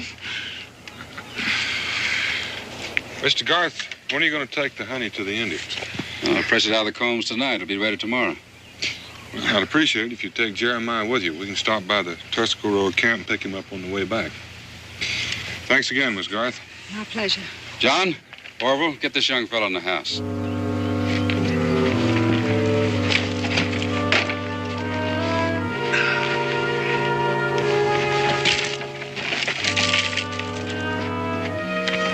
You patch up that fence. You broke it.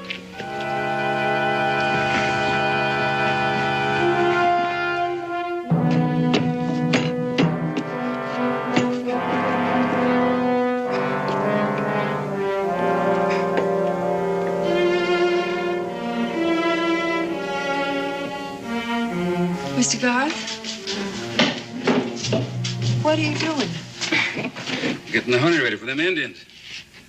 But you're... Yes, go on. What was I doing? You're putting something in it. What of that? You questioning me? No, I just heard you pounding, and I came to see. All right, you've seen. Mr. Garth, there's a limit to how far you can go. I know what I'm doing. I'm sorry I disturbed your rest. Now go on back to bed.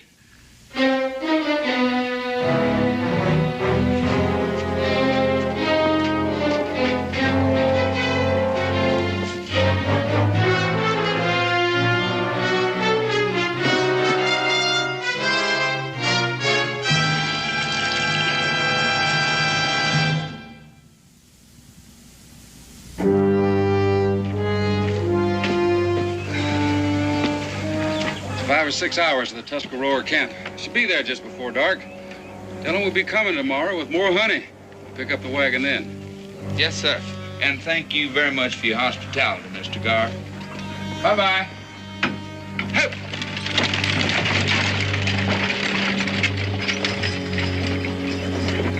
You know, maybe it's best, Pa, making friends with the Tuscarora, paying them something for their land we're using, if we have to. Did I hear you say their land? Pa, I meant we are paying them something. The honey. Yeah, we're paying them in the only way they'll understand. Now go get your rifle. Rifles? Ain't we working today, Pa? Has there ever been a day you remember when we didn't work? Now go get your rifle. Yes, Pa. You too, Orville.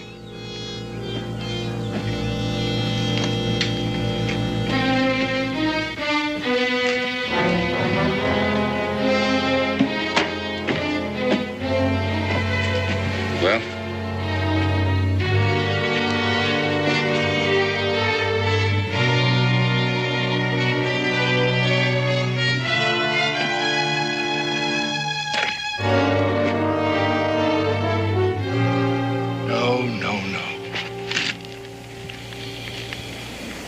No. You cannot be friend to Tuscarora and Joseph Garth. Yellowknife, I'm neither friend nor enemy to Joseph Garth. We never saw the man before yesterday. But you know that he plows Tuscarora land, that he cuts down Tuscarora trees, that he digs the flaming rocks from our hillside. I have come with only a few braves so that I might drive Garth from our land without bloodshed. Killing only brings more killing. Thus have I counseled my brother Blackhawk, but Garth will not listen to my warnings, and Blackhawk grows impatient. Soon he will come with a great war party, and the Garths will all die. Hi, Down. Mingo. Jeremiah? Where's Garth? He said he'd be in tomorrow, Down. Where's the honey? Well, I got some here. He said he'd bring some more tomorrow. Yellowknife, Garth has sent a peace offering. He feels that the flaming rocks are of no use to the Tuscarora, but they are to him. He seeks peace, and the honey is proof of his good faith.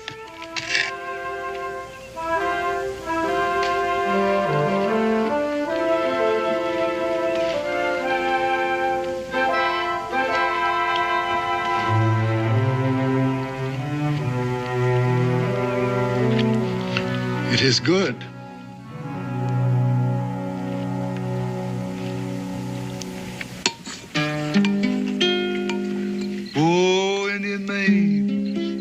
Indian maid. I'm a little bit nervous, but I ain't afraid. You black-eyed, black-haired Indian maid.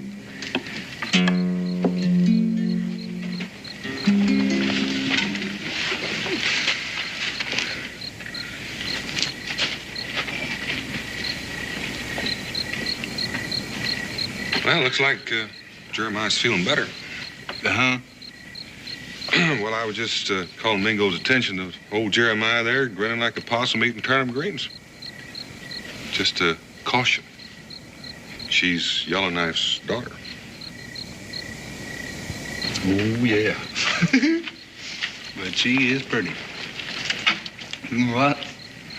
I finished this eating. I'm just liable to take her for a little walk in the woods. Mm-hmm. Oh, I'd think that over once or twice if I were you, Jeremiah. Well, she's grinning back. That's right. But that means that she's looking for husband. You see, when a Tuscarora woman returns a man's smile, that's like publicly announcing their betrothal. But what? That's promised, Jeremiah.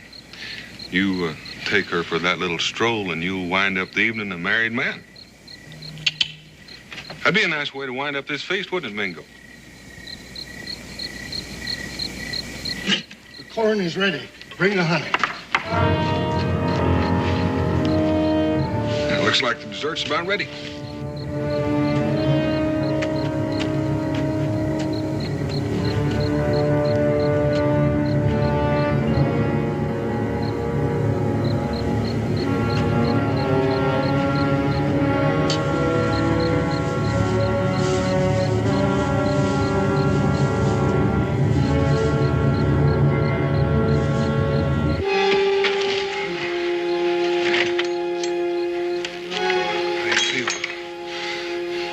Dan, there's something in that food.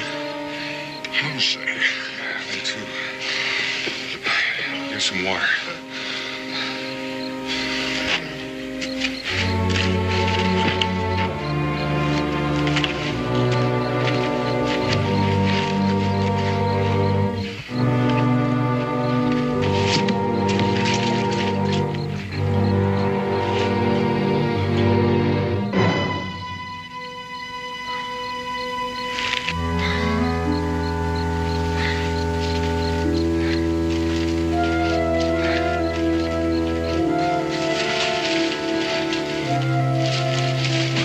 Get him in a wagon. Boone, isn't that Boone's friend? He's an Indian, therefore a heathen. Now load him up. Wait a minute. Pa, what you're doing is wrong. Powerful wrong. You just do as you're told. Them Indians kept us from doing our work. Now they're going to make up for it. Pa, what if the rest of the Tuscaroras Are you find out? defying me, boy? Pa, I don't... And the Indians don't care what we do, or we'd have heard from them before now. Boone's just trying to buffalo us. I'm not going to tell you a second time. Load them in a wagon. Now, come on, help me hitch up them horses.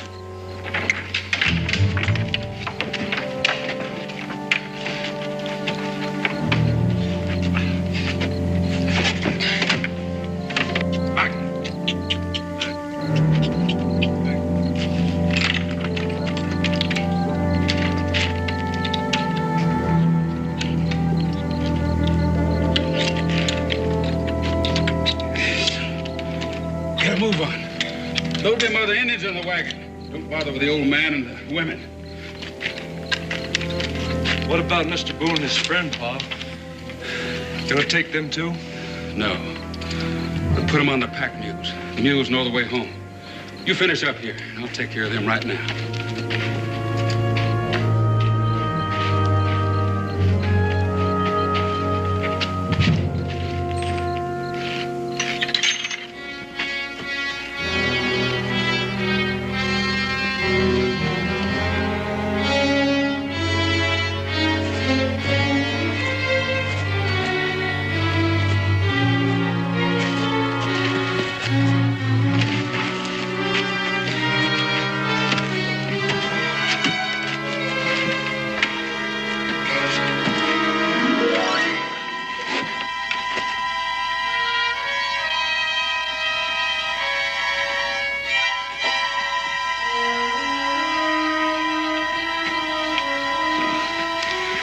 ought to hold them till they come around. Ha! Get out of here. Come on.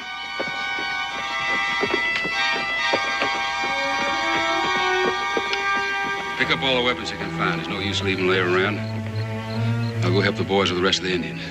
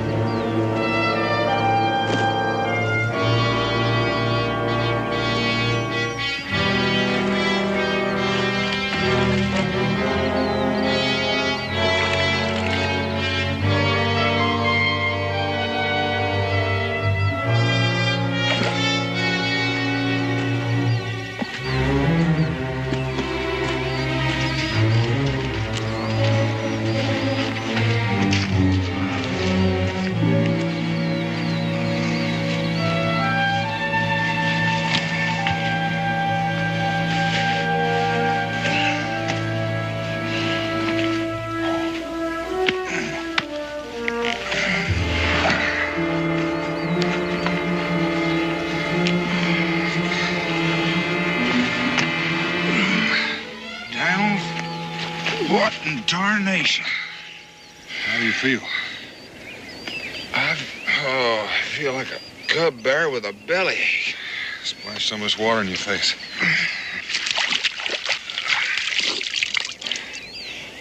How'd we get here? Mules brought us. Well, what happened, man? I don't know. I just woke up a few minutes ago myself. You must have been out here all night. Well, I don't recall getting on that mule. You didn't. Somebody put you on him. Yellowknife? Well, last I remember, he was as bad off as we were. We were drugged. It could only have been one thing. The honey. Garth. Wait a minute. I brought that honey to him. Now, Yellowknife's going to think that we both got a lot of explaining to do. Get your mule. Get it.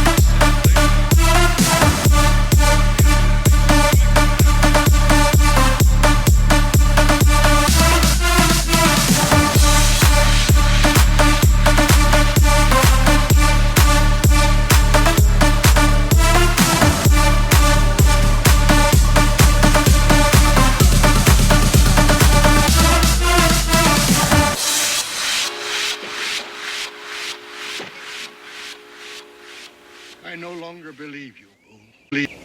Now, Yellowknife, would I come back here if I were lying? There was a time when Daniel Boone's word meant much to the Tuscarora. Well, now, that's more important to me than Garth's coal. How can you bring back my braves? What if Garth has killed them? I think if Garth was going to do any killing, he would have done it here. Now, he has something else in mind. And remember, he took Mingo along with your braves. You have until dawn tomorrow. If you have not returned with my braves, I shall send my daughter for Black Hawk, and you will all die.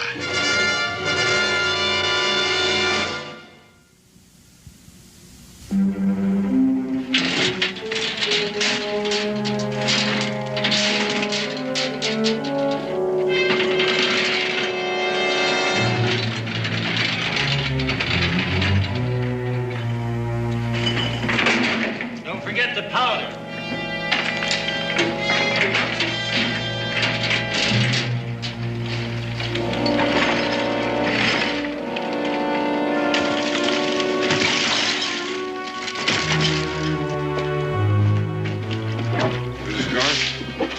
Sorry, I didn't mean to startle you, but I would like to talk with your husband.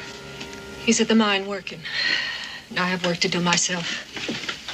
The Indians didn't much care for the honey that was sent to them. Come in, Mr. Boone.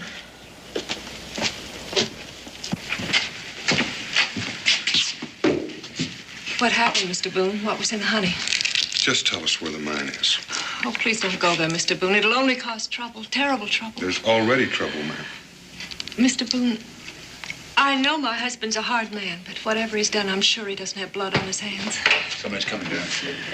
It'd be horrible coming for their supper. Mr. Boone, my boys don't mean any harm. Just don't tell him we're here. I heard you coming. Thanks, Mom. Orville, what's going on up there at the mine? There's a lot of work to be done, Mom. We'll most likely be real late. Pa's waiting.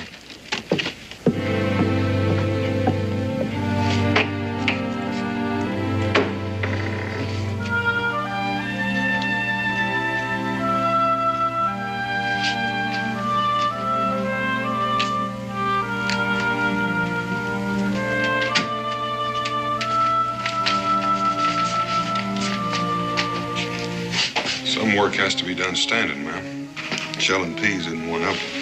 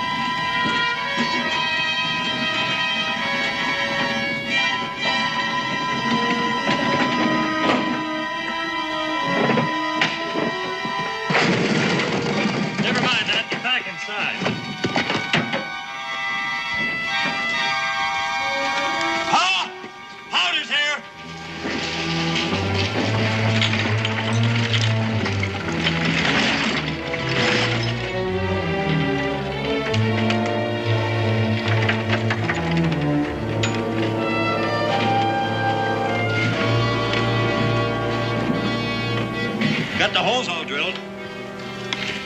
We'll have to do the blasting ourselves. Or we will go in together and herd them Indians into the south shafts until we're finished. Come on. Keep an eye peeled, Stephen.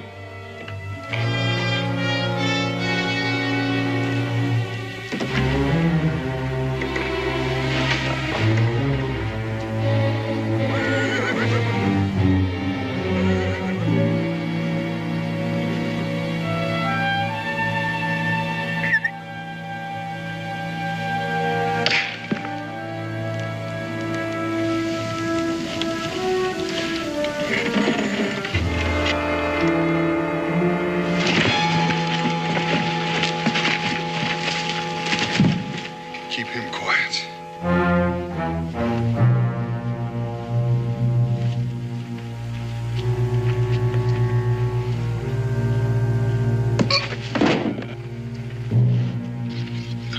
These men go in there, too? All of them. Can you walk? I can walk. I can kill. No killing. You go back to Yellowknife and tell him we'll free the rest. I will stay and help you. Your back needs tending to. You go on back. If you fail, I will come back. And I will not fail.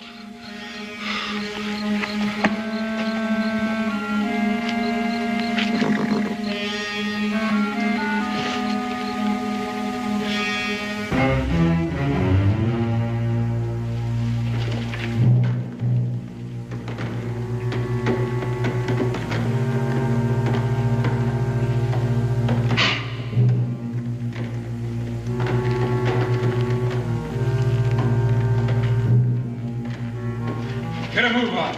Move, you stubborn critters. Get back. You're gonna learn how to work. Get in that shaft. Stay in there till the blasting's over, or you're liable to get buried. I'm gonna free enough coal to keep you busy 2 or 3 days. John, stand guard while Orville and I set the charge. Come on, move!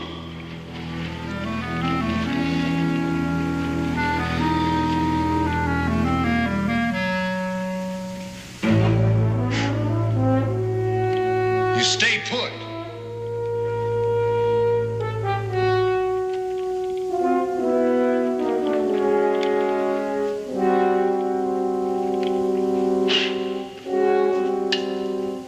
Pa, there's some sort of draft in here. It's blowing out the candles. Well, light him again.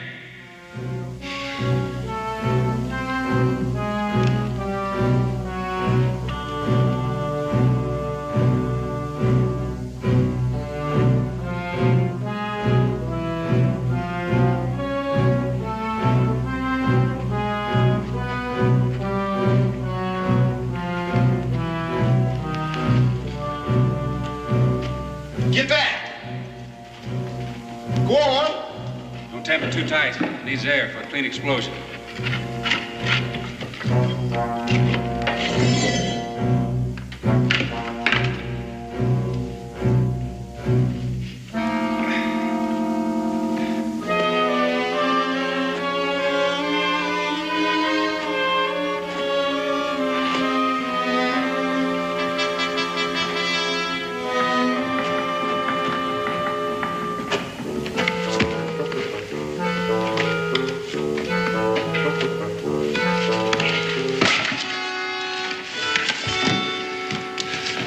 Go get that candle, Orville.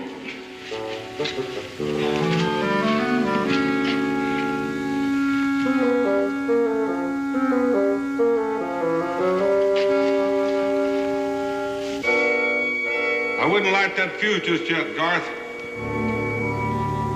You've got no way of getting out of there without coming by me.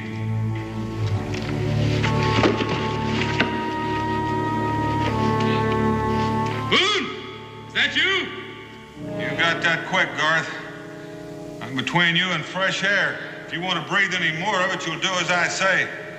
Now, first off, John, get back in there with your paw. Go on, move. John, stay where you are, boy. He can't see you.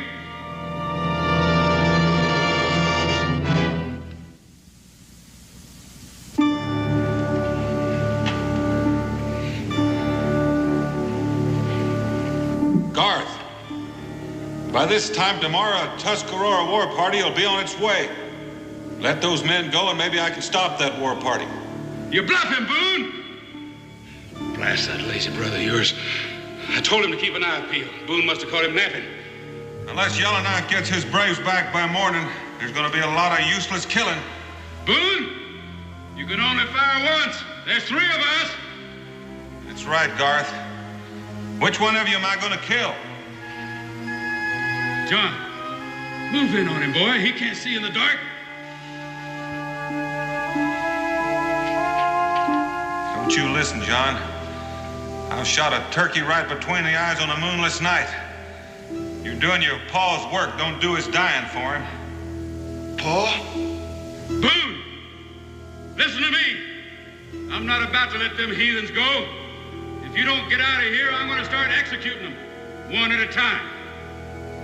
Garth, for the God-fearing man you claim to be, you stole, lied, and turned men into slaves. Now you're willing to turn murderer. John, Orville, take a look at your pa, and then take a look at yourselves. Not one of the 3 of you is married, looking after yourself, or standing on your own 2 feet. He's turned you into slaves, too. I'm giving you 10 seconds to get out of here, Boone. John, kill one of them Indians. Pa, show him we mean it. Don't listen to him, John. You can only get one of us, boy. He's right, Pa.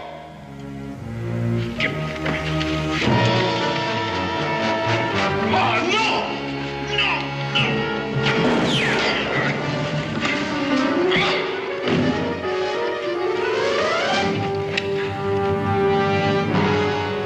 I won't miss next time, Boone.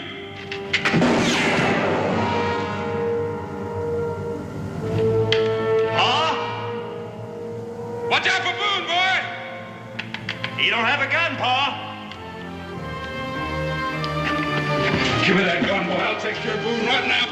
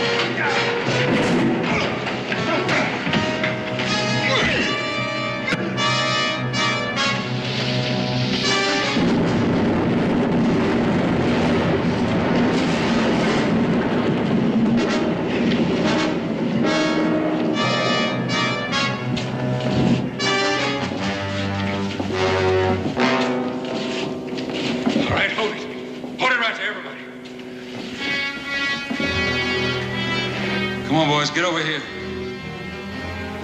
Boone, you know what's good for you. Tell them Indians to come back. I reckon those braves are halfway back to their camp by now. It's coal to be mined. There'll be wagons coming. There'll be no more coal mined here, Garth. You grab my rifle, boy. You need teaching. You let go, you'll be next. No! No, Pa! There'll be no more weapons! Stephen, these boys are aching for a lesson. Fetch me my whip.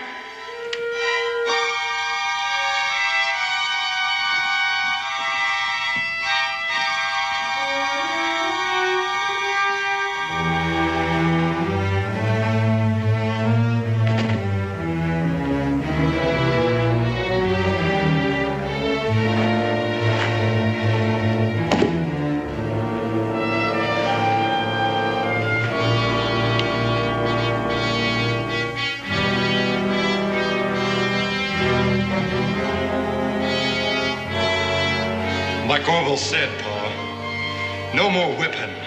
If you value your family, Mr. Goff, you'll get them off this land as quickly as you can. Any chance you had to settle with the Tuscarora is gone. By sending those braves back, you bought some time. But not much.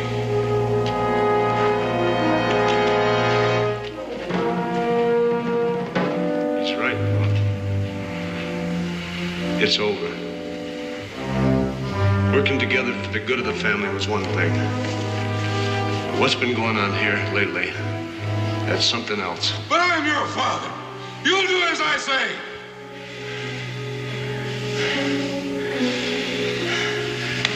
It's over.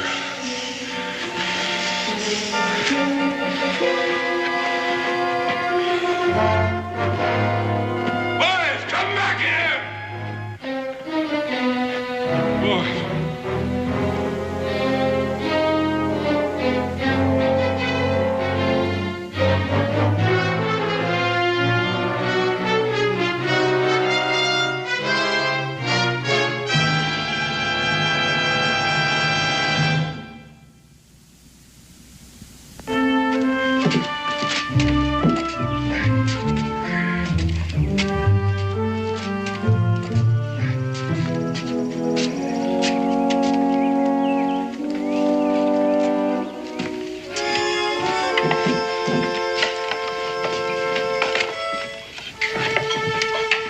Still can't understand. The boys to just end up and leave like that after all these years. After too many years, Mr. Garth. Thank heaven you finally forced them to make a choice. Choice? Between dancing to your tune forever and finding a tune of their own. Maybe that's what turned you into such an angry man, the fact that they'd never stand up to you. Guess I never thought of it that way, Miss Garth. I always hoped the boys would find the strength to be their own men. Well, what's going to happen now? Well, we could homestead some land if you're of a mind to. Just the two of us.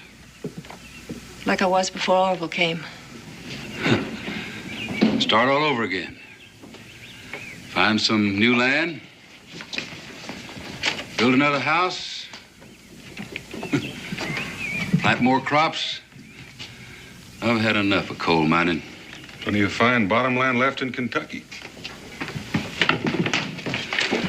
You know, Miss Garth, right now you put me in mind when we first got married.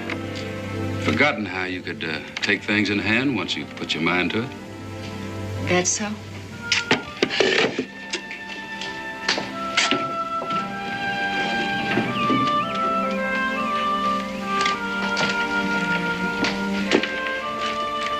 In that case, Mr. Garth, set a spell.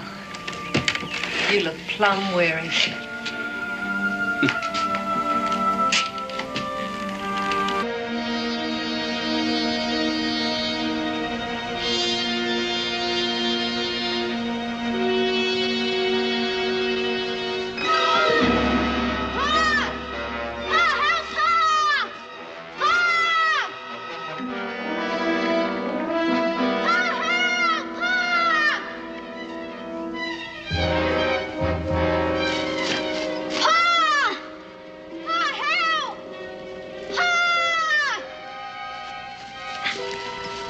Son? Sure, but I bet that noise scared the deer off.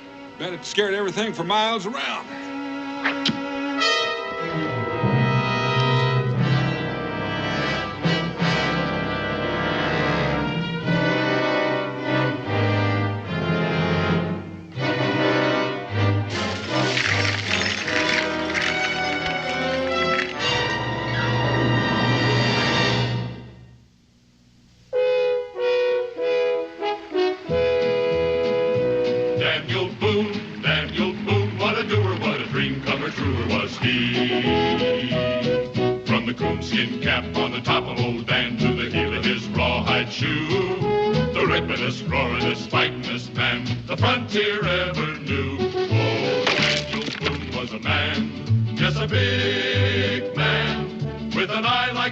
And as tall as a mountain was he.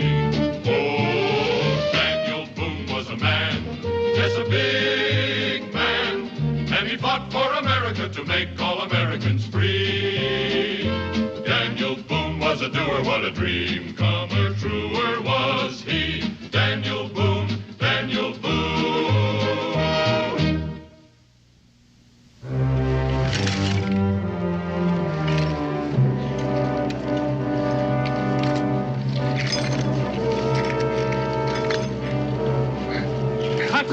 khona ninganqami. Bazabulawa ndim not nina bayeke njalo. Sabalungisa. Makakhulume. Where's the captain? What captain? We don't know anything about your captain. Let us go. You were following us. That was a deer's track we were following. Must be what your pit's for.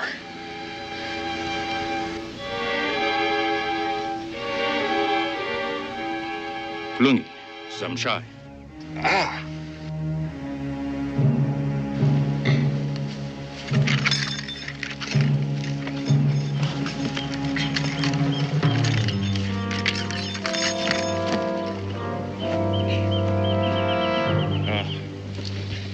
Kobosh.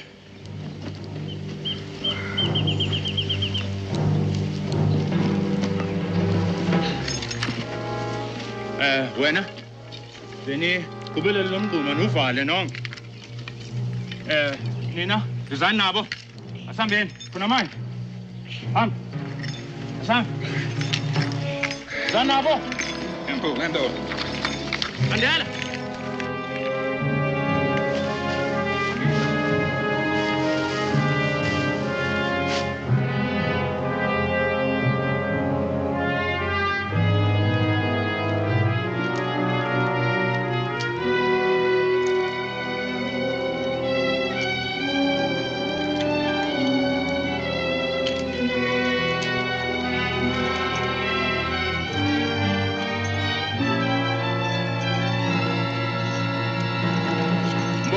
Pen lapis flashing.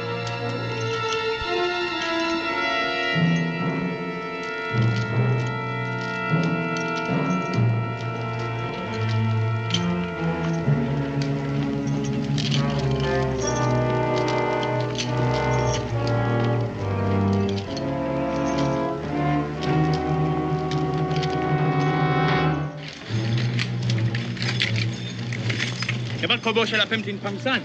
Bakobosh na matarat. Kudala bes chupala.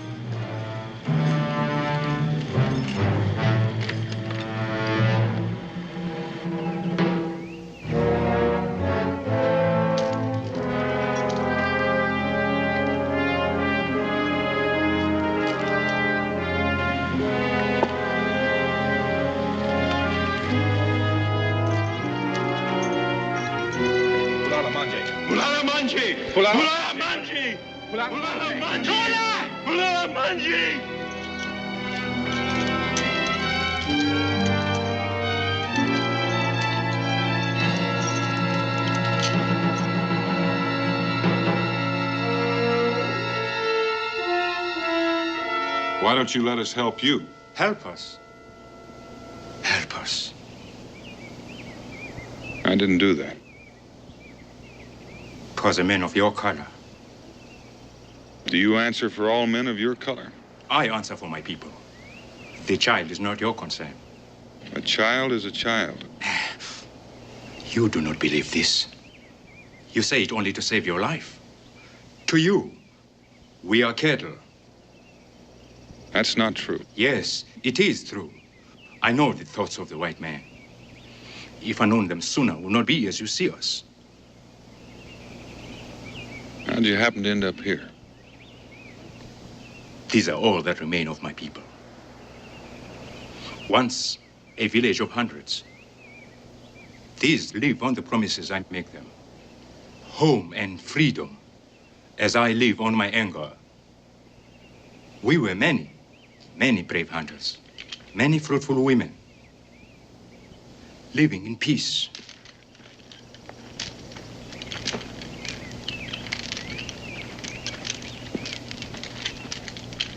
And then we began to hear of whites with chains and guns, of their greed for black flesh. Flesh to be whipped and chained, and driven onto great ships in weeping herds. We fought well and killed many, but we were taken and chained. And all through the long nights I whispered to them, Harambe, freedom. When they marched us to the great water, when we sailed chained to the stinking decks of the slave ship, I whispered to them, Harambe, live, we will be free. I promise you, I, Kamba, promise you. We came at last to a great city, New Orleans. We smashed the chains that tied us on the deck, stole a boat and came up the great river. But the captain followed us. We walked across the land, toward the morning sun, toward home. For 30 days we walked. 10 died, and 10 remain.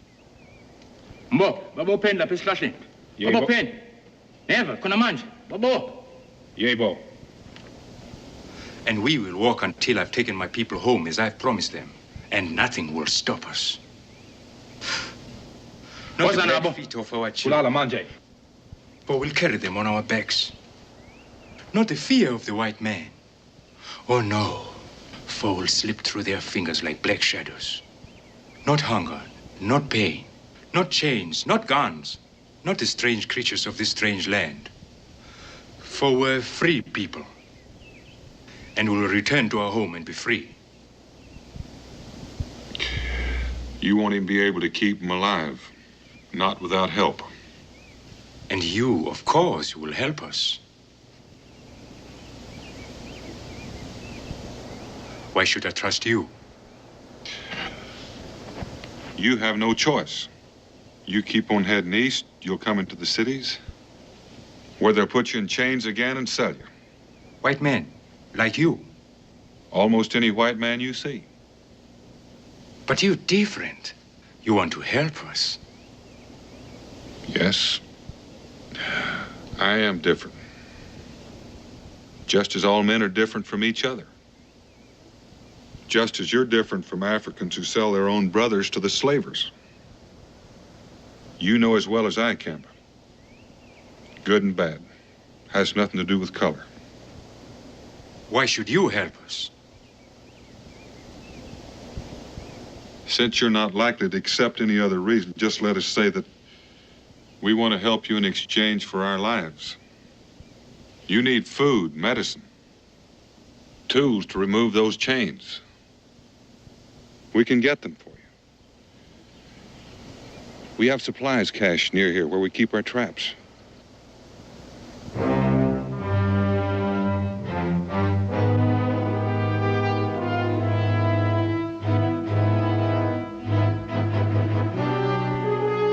Mango, woza, mkhululi, msiki intamo, msiki. Mulalo. Siki intambo.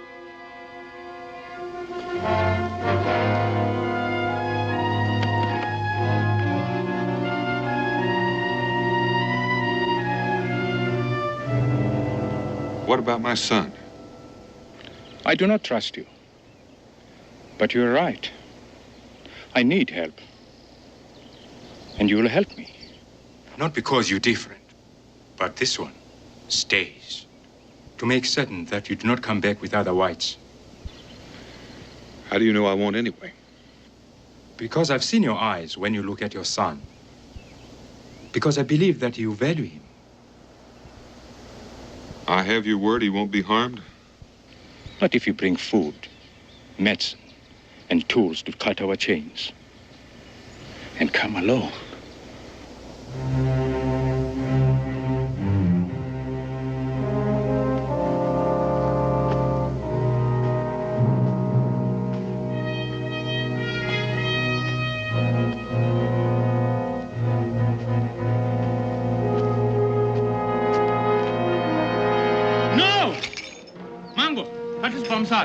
You mean I'm supposed to travel without a weapon? This is a rungu, a good weapon. And return here by nightfall.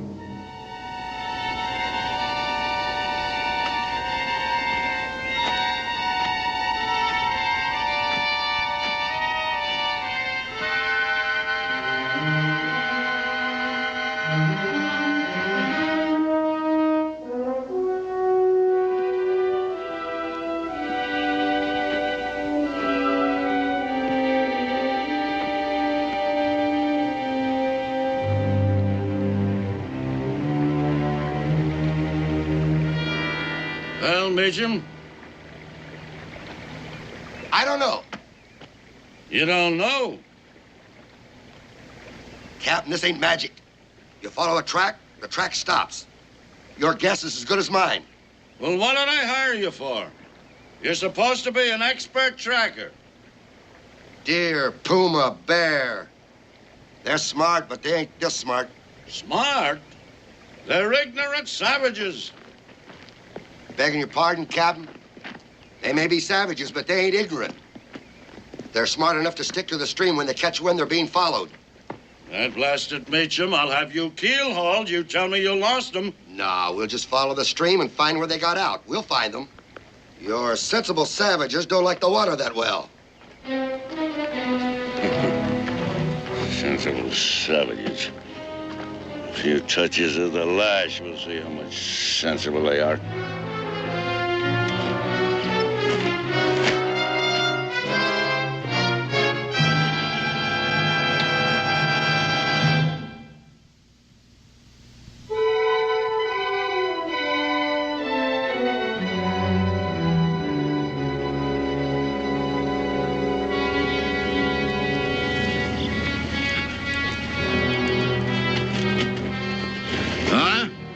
Could be this is them. Yeah. Yeah. See trucks over there? Yeah, heading this way. We found them. Found somebody. We'll see.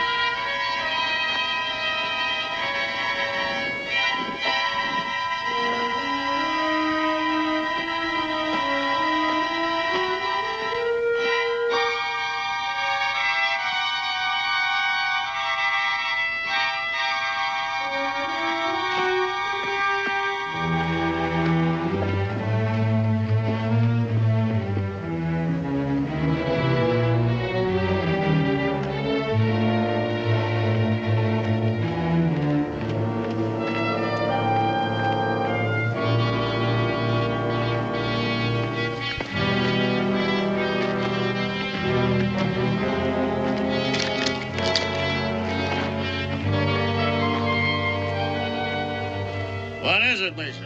Somebody's coming. Everybody spread out. Keep quiet.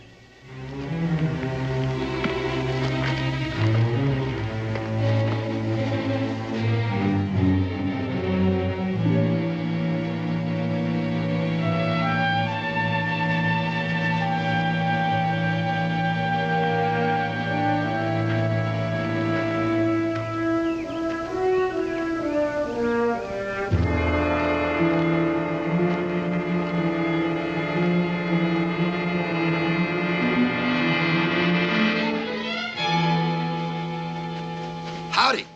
Hey, I'm sorry I jumped out on you like that. I thought you were somebody else. Uh-huh. Maybe you've seen what I'm looking for. Who is this man, Meacham? My name's Daniel Boone. Daniel Boone. Say, I heard tell of you all the way down to Louisiana. My name's Jack Meacham. This is Daniel Boone. Captain Hazel Webb, the good ship Connecticut. My pleasure, Boone. Glad to know you, Captain. No, you'll excuse me, but I'm kind of in a hurry. I take it this is your territory. Perhaps you've seen some of my cargo. Cargo? In the middle of Kentucky? That's pretty good. This damnable cargo has legs, Boone. $10,000 worth of African slaves. Prime stock for the market in New Orleans. Escaped my ship. You help me find them, I'll pay you well for it. Sorry, but it's not in my line. You generally carry this kind of a weapon, Boone? You think I owe you some kind of explanation? No, my boy. Just friendly interest. I figured maybe, if you would run into some kind of trouble, it'd be useful for us to know about it. I appreciate your concern, but I am in a hurry. Boone, I'm a hard man, Boone. A good captain. Took me 20 years to get my own ship. I don't intend to lose it now. If I lose that stock, I lose my ship. Now, this weapon you're carrying is definitely African. A rango. Now, where are them slaves? I told you it's not in my line. This is a bill of sale, Boone. For them blacks for property. My property. Now, why don't you? I'm sorry, I can't help you. I told you I'm in a hurry. Boone, you know it's against the law to aid fugitive slaves? We don't have much call for it out here. It's against the law of your country, even out here. Don't you stand on the laws of your country. I'm standing right in the middle of my country, waiting for you to let me pass. Men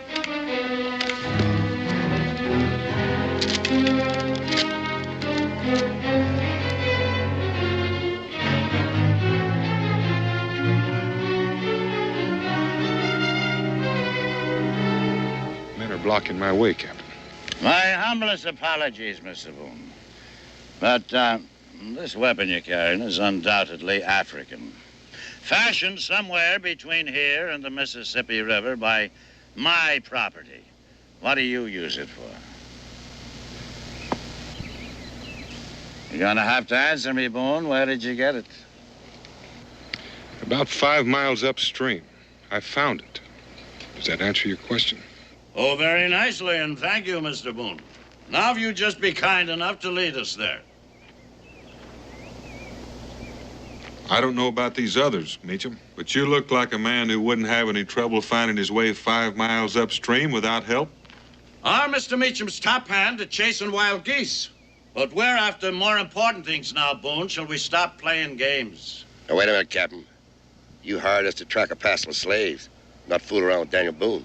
We're not going to fool around with the great Boone Meacham at all. He's just going to guide us to where the slaves are. Aren't you, Boone?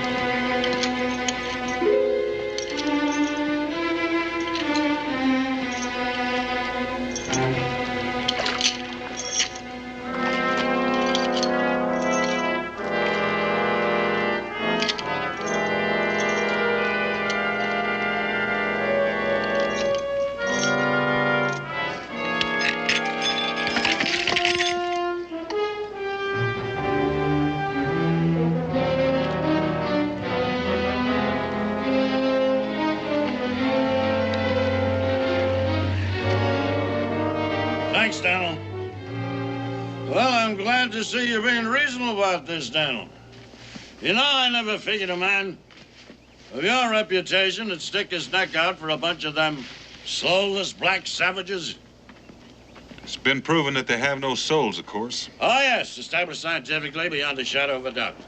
You should see the way they live over there, Dan. Oh, bloody savages. We bring them here, you know, and give them a roof over their heads. Some honest work to do, food and drink, and some good Christian learning, and it's the best thing in the world from Daniel. Believe me, the best thing in the world. Well, it's amazing they don't pay you for the privilege. Ah.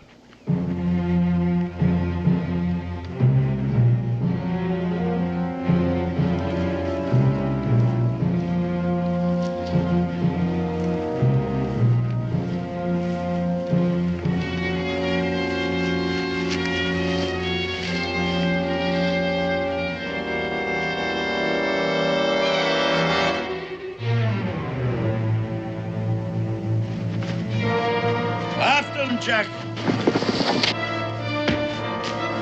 Boone, I'll blow you.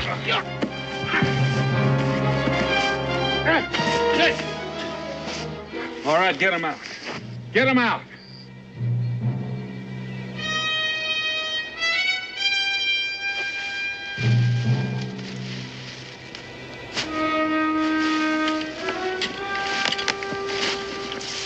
Drop your guns or I'll blow his brains out. Yes, stand right where you are. You're not gonna kill me, Boone. You make it mighty Tipton, Captain. Now tell your men to put the guns down. I said stand fast. You're taking orders from me.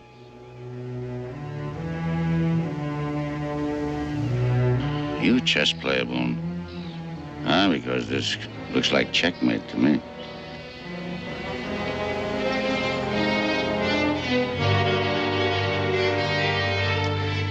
kill you, Captain, if I have to. That's no point, Admiral. Don't you see? You need me alive. I need you alive. You kill me, my men will feel free to kill you. And if I kill you, then I don't get what I came after, do I? Huh? So it does look like checkmate, doesn't it, Admiral? Sure. Sure, you're free to leave, Boone. But there ain't nothing's gonna stop me from following you, now is there, huh? Yes. Looks to me like checkmate, doesn't it to you? I spent over 20 years at sea, Boone. Man gets the chance to do a lot of thinking. Thinks about a lot of things. What makes men do some of the things they do? And I've been thinking about you. What are you, one of them bleeding hearts? Now, you look like a God-fearing man, Boone. I'm sure you must have read the good book. It's all in there. The sons of Ham were born in bondage. They shall live by the sweat of their brows. Comba's supposed to be a slave. And you're supposed to be a slaver. And you're supposed to traffic in human misery. That the way you read it? That's the way I read it. Thinking about maybe trying to escape when it gets dark, huh? You better put that thought right out of your head, Boone. Because if we don't get to Comba's camp by nightfall, well, they will just throw a couple of, half hitches and a bowl and a two around you, make you nice and snug till morning, huh?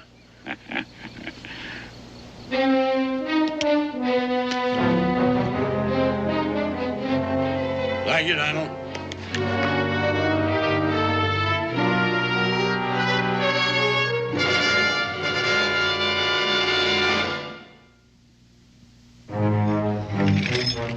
Bonita de la Paz. Diego. Pangisan.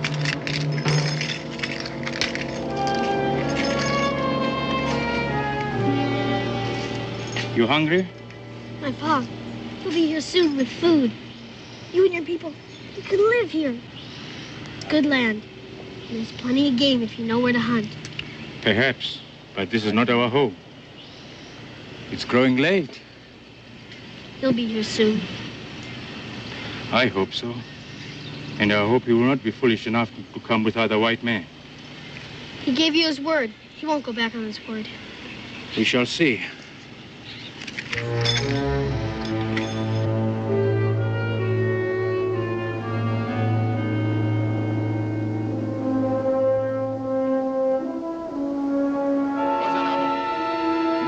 Open the discussion.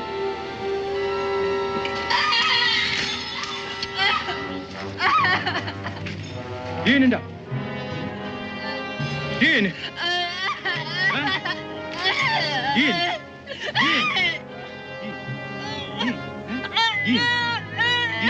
Yin. Yin. Kaba, what is she have in her hand? On the ground. Huh? Kaba, if she ain't near those berries, she'll die.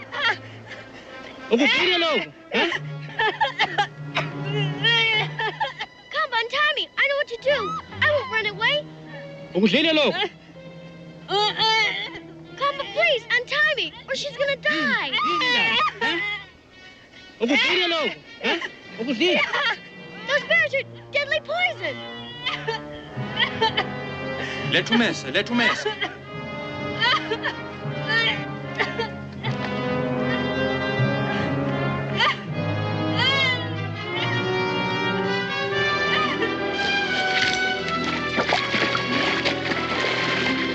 need some water.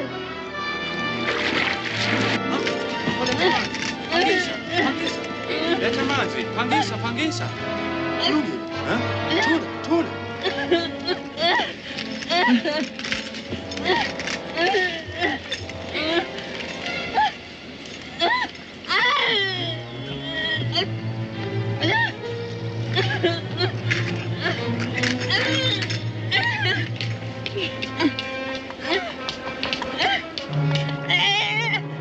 Hold her hand. Hold her tight.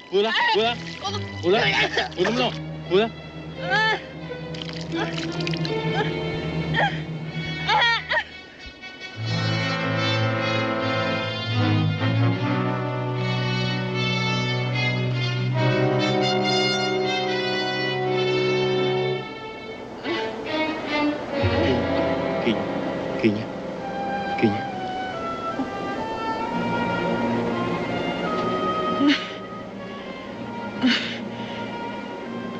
She'll be all right.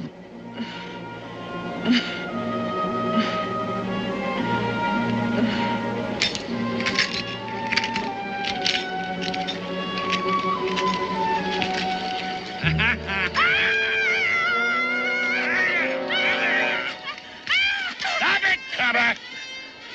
Tony, get him, get the knife out of his hands. Come on, you.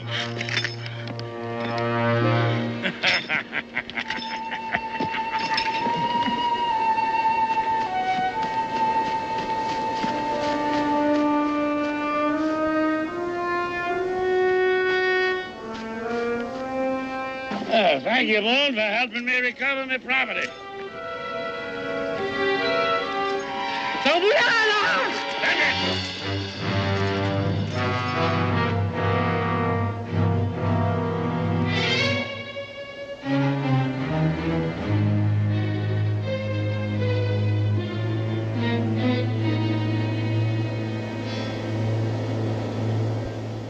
Where are the rest of them? Speak to me, you.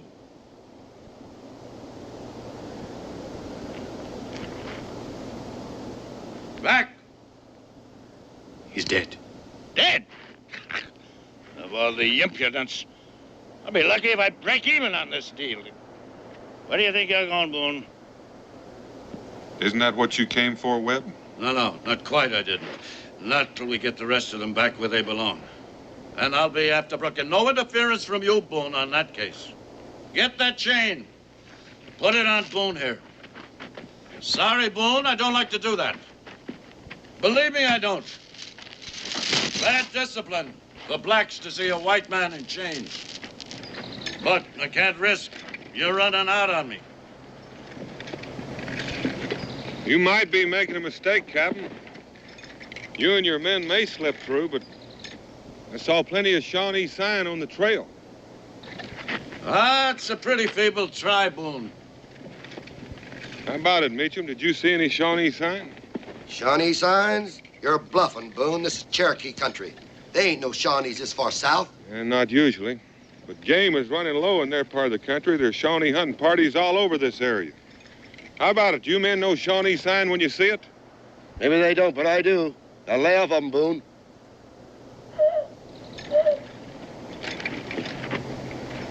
Did you hear that, Meacham? You better keep your eyes open.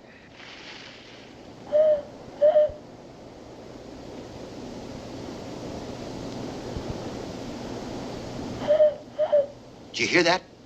Hear what? That bird. Huh? A bird? What are you talking about? All right, let's get out of here. Crombie.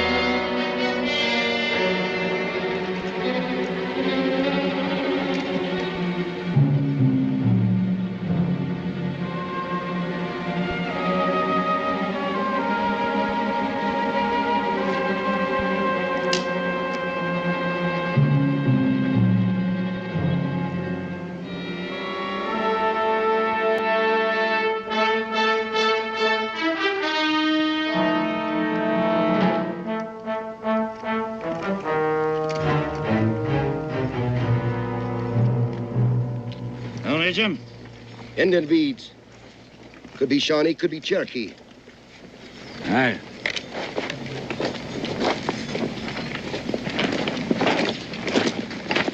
Well? Shawnee. You can't be for sure. You said you knew Shawnee sign. Now, what is it? He says it's Shawnee. You believe him? Yeah, not really. But I figure Boone likes his scalp as well as the next man. What are you up to, Boone? Come here, Mitchum.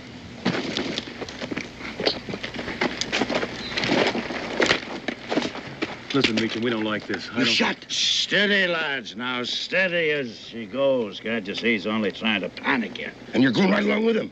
Now, come on, let's get this line moving. How do you know there ain't no Shawnee out there? Well, if there is, you'll take care of them. Help me get my stock back where it belongs.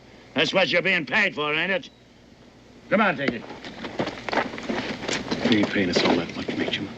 Anyway, them slaves are slowing us up. I say let's get out of here. Nah, let's stick around for a while. You keep your eyes open. Flash of Adam Taylor. One step, then another, and along. Easy, Dick. Easy now, lad.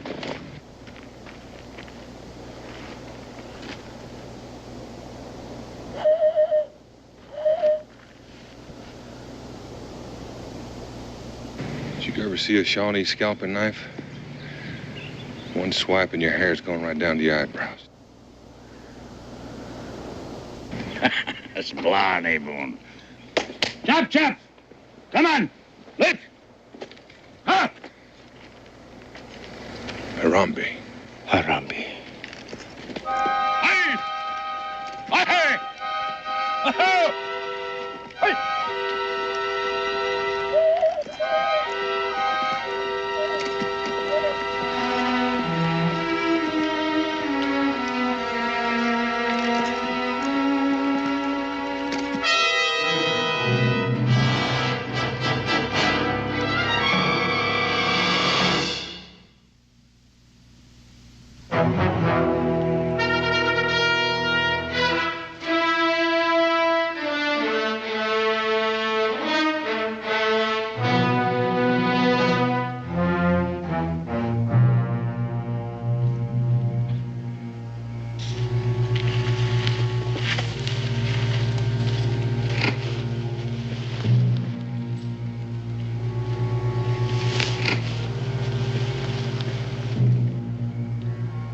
Hear something, Meacham? No. I didn't hear nothing. Did you? Yeah, I thought so.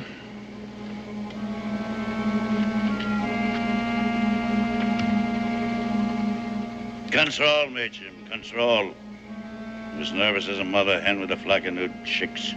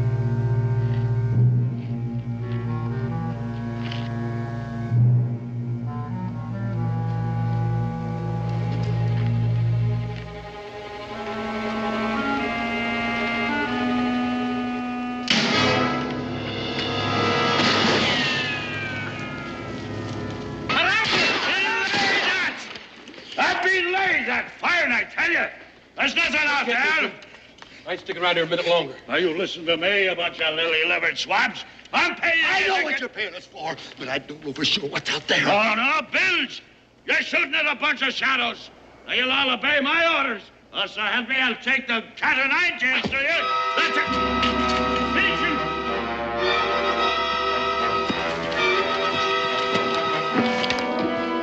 Come back here. Come back here, you bills spotter scoundrel. Come back, I tell you! I'll give you double your wages, triple your pay, you nasty nut! Mitchum. Mitchum.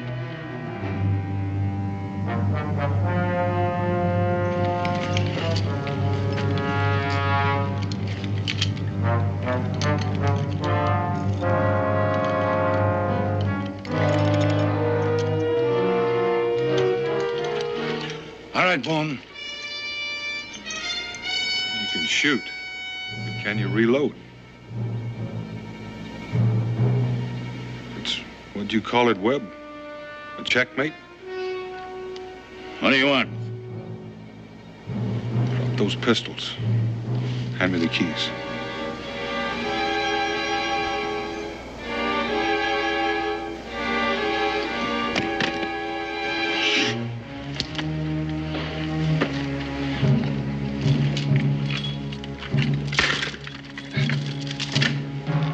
Harambe.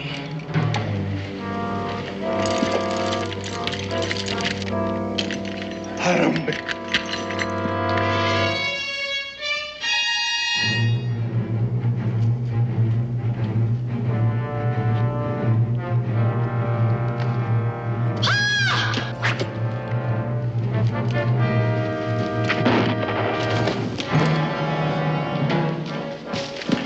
You all right, son?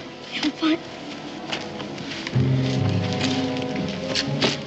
I'm proud of you, boy. How many of them are there? 4. I prepare my men for battle.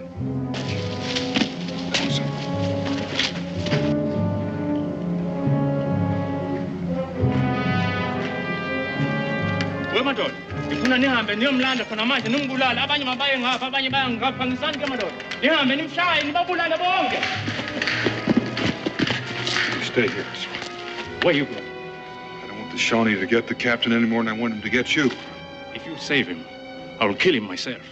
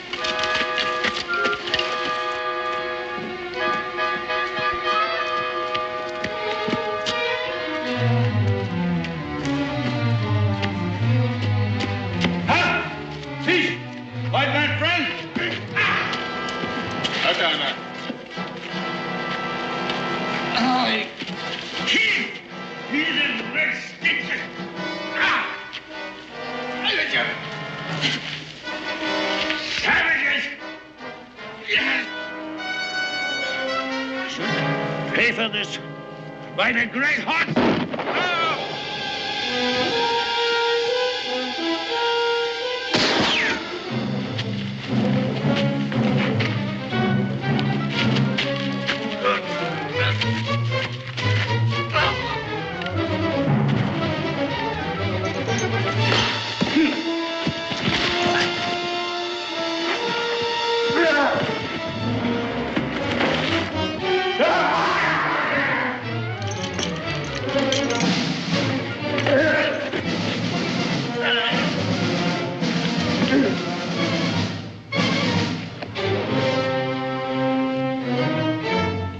Keba mango.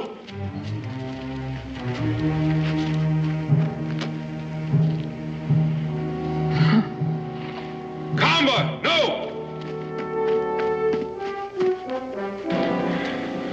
Do you want him to leave? I'll let him leave.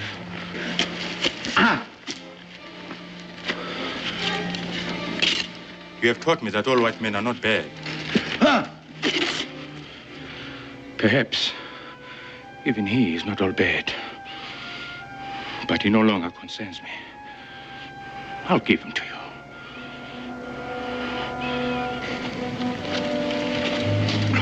I think you owe him something. For what? You're a miserable, money-grubbing liar.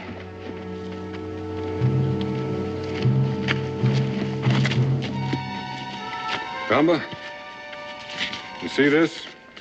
It says he owns you. You Now, look and all here, of your Boone, people. the laws of this You want to talk to him about his country's laws? Harambe. Sayitshisa ngoku le ncwadi. Bikade siqabangele. Yatsha. Sobe siphinde ngoku basibulala bebelungu. Harambe. Harambe. Nizahamba ke ngoku. Nonke I'm behind. Now I'll take my people home. You'll never make it, Combo. If you continue east toward the morning sun, you'll just be captured again. But there is land beyond Cherokee country. You and your people can make your homes there. What would we find there? Good land, game for your hunters. And this Cherokee, they will welcome us.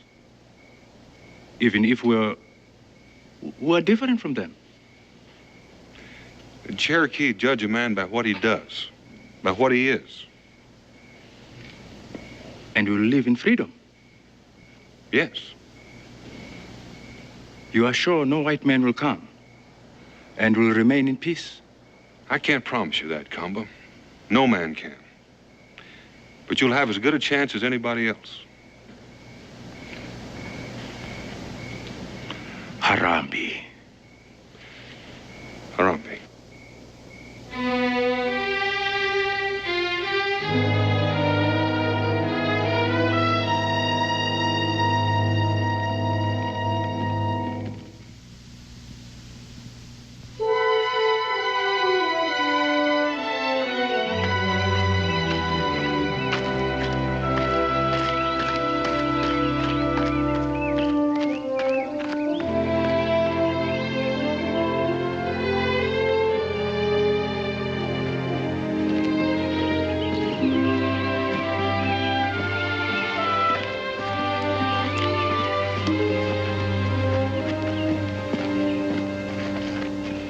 Your son will be a great warrior.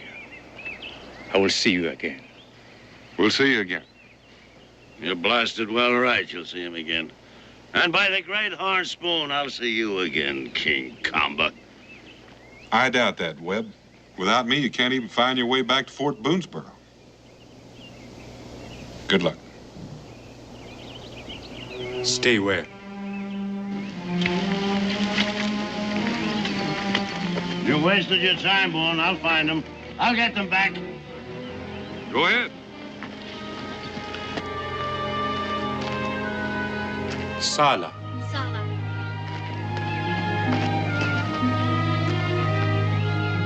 Oh, but Daniel, I could die out here if them heathen redskins don't get me first. I can't argue about that. But you can't let that happen, Boone. What do you think, son?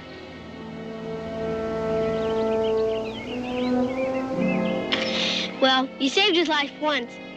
Seems a waste to leave him here now. All right, in that case, get in.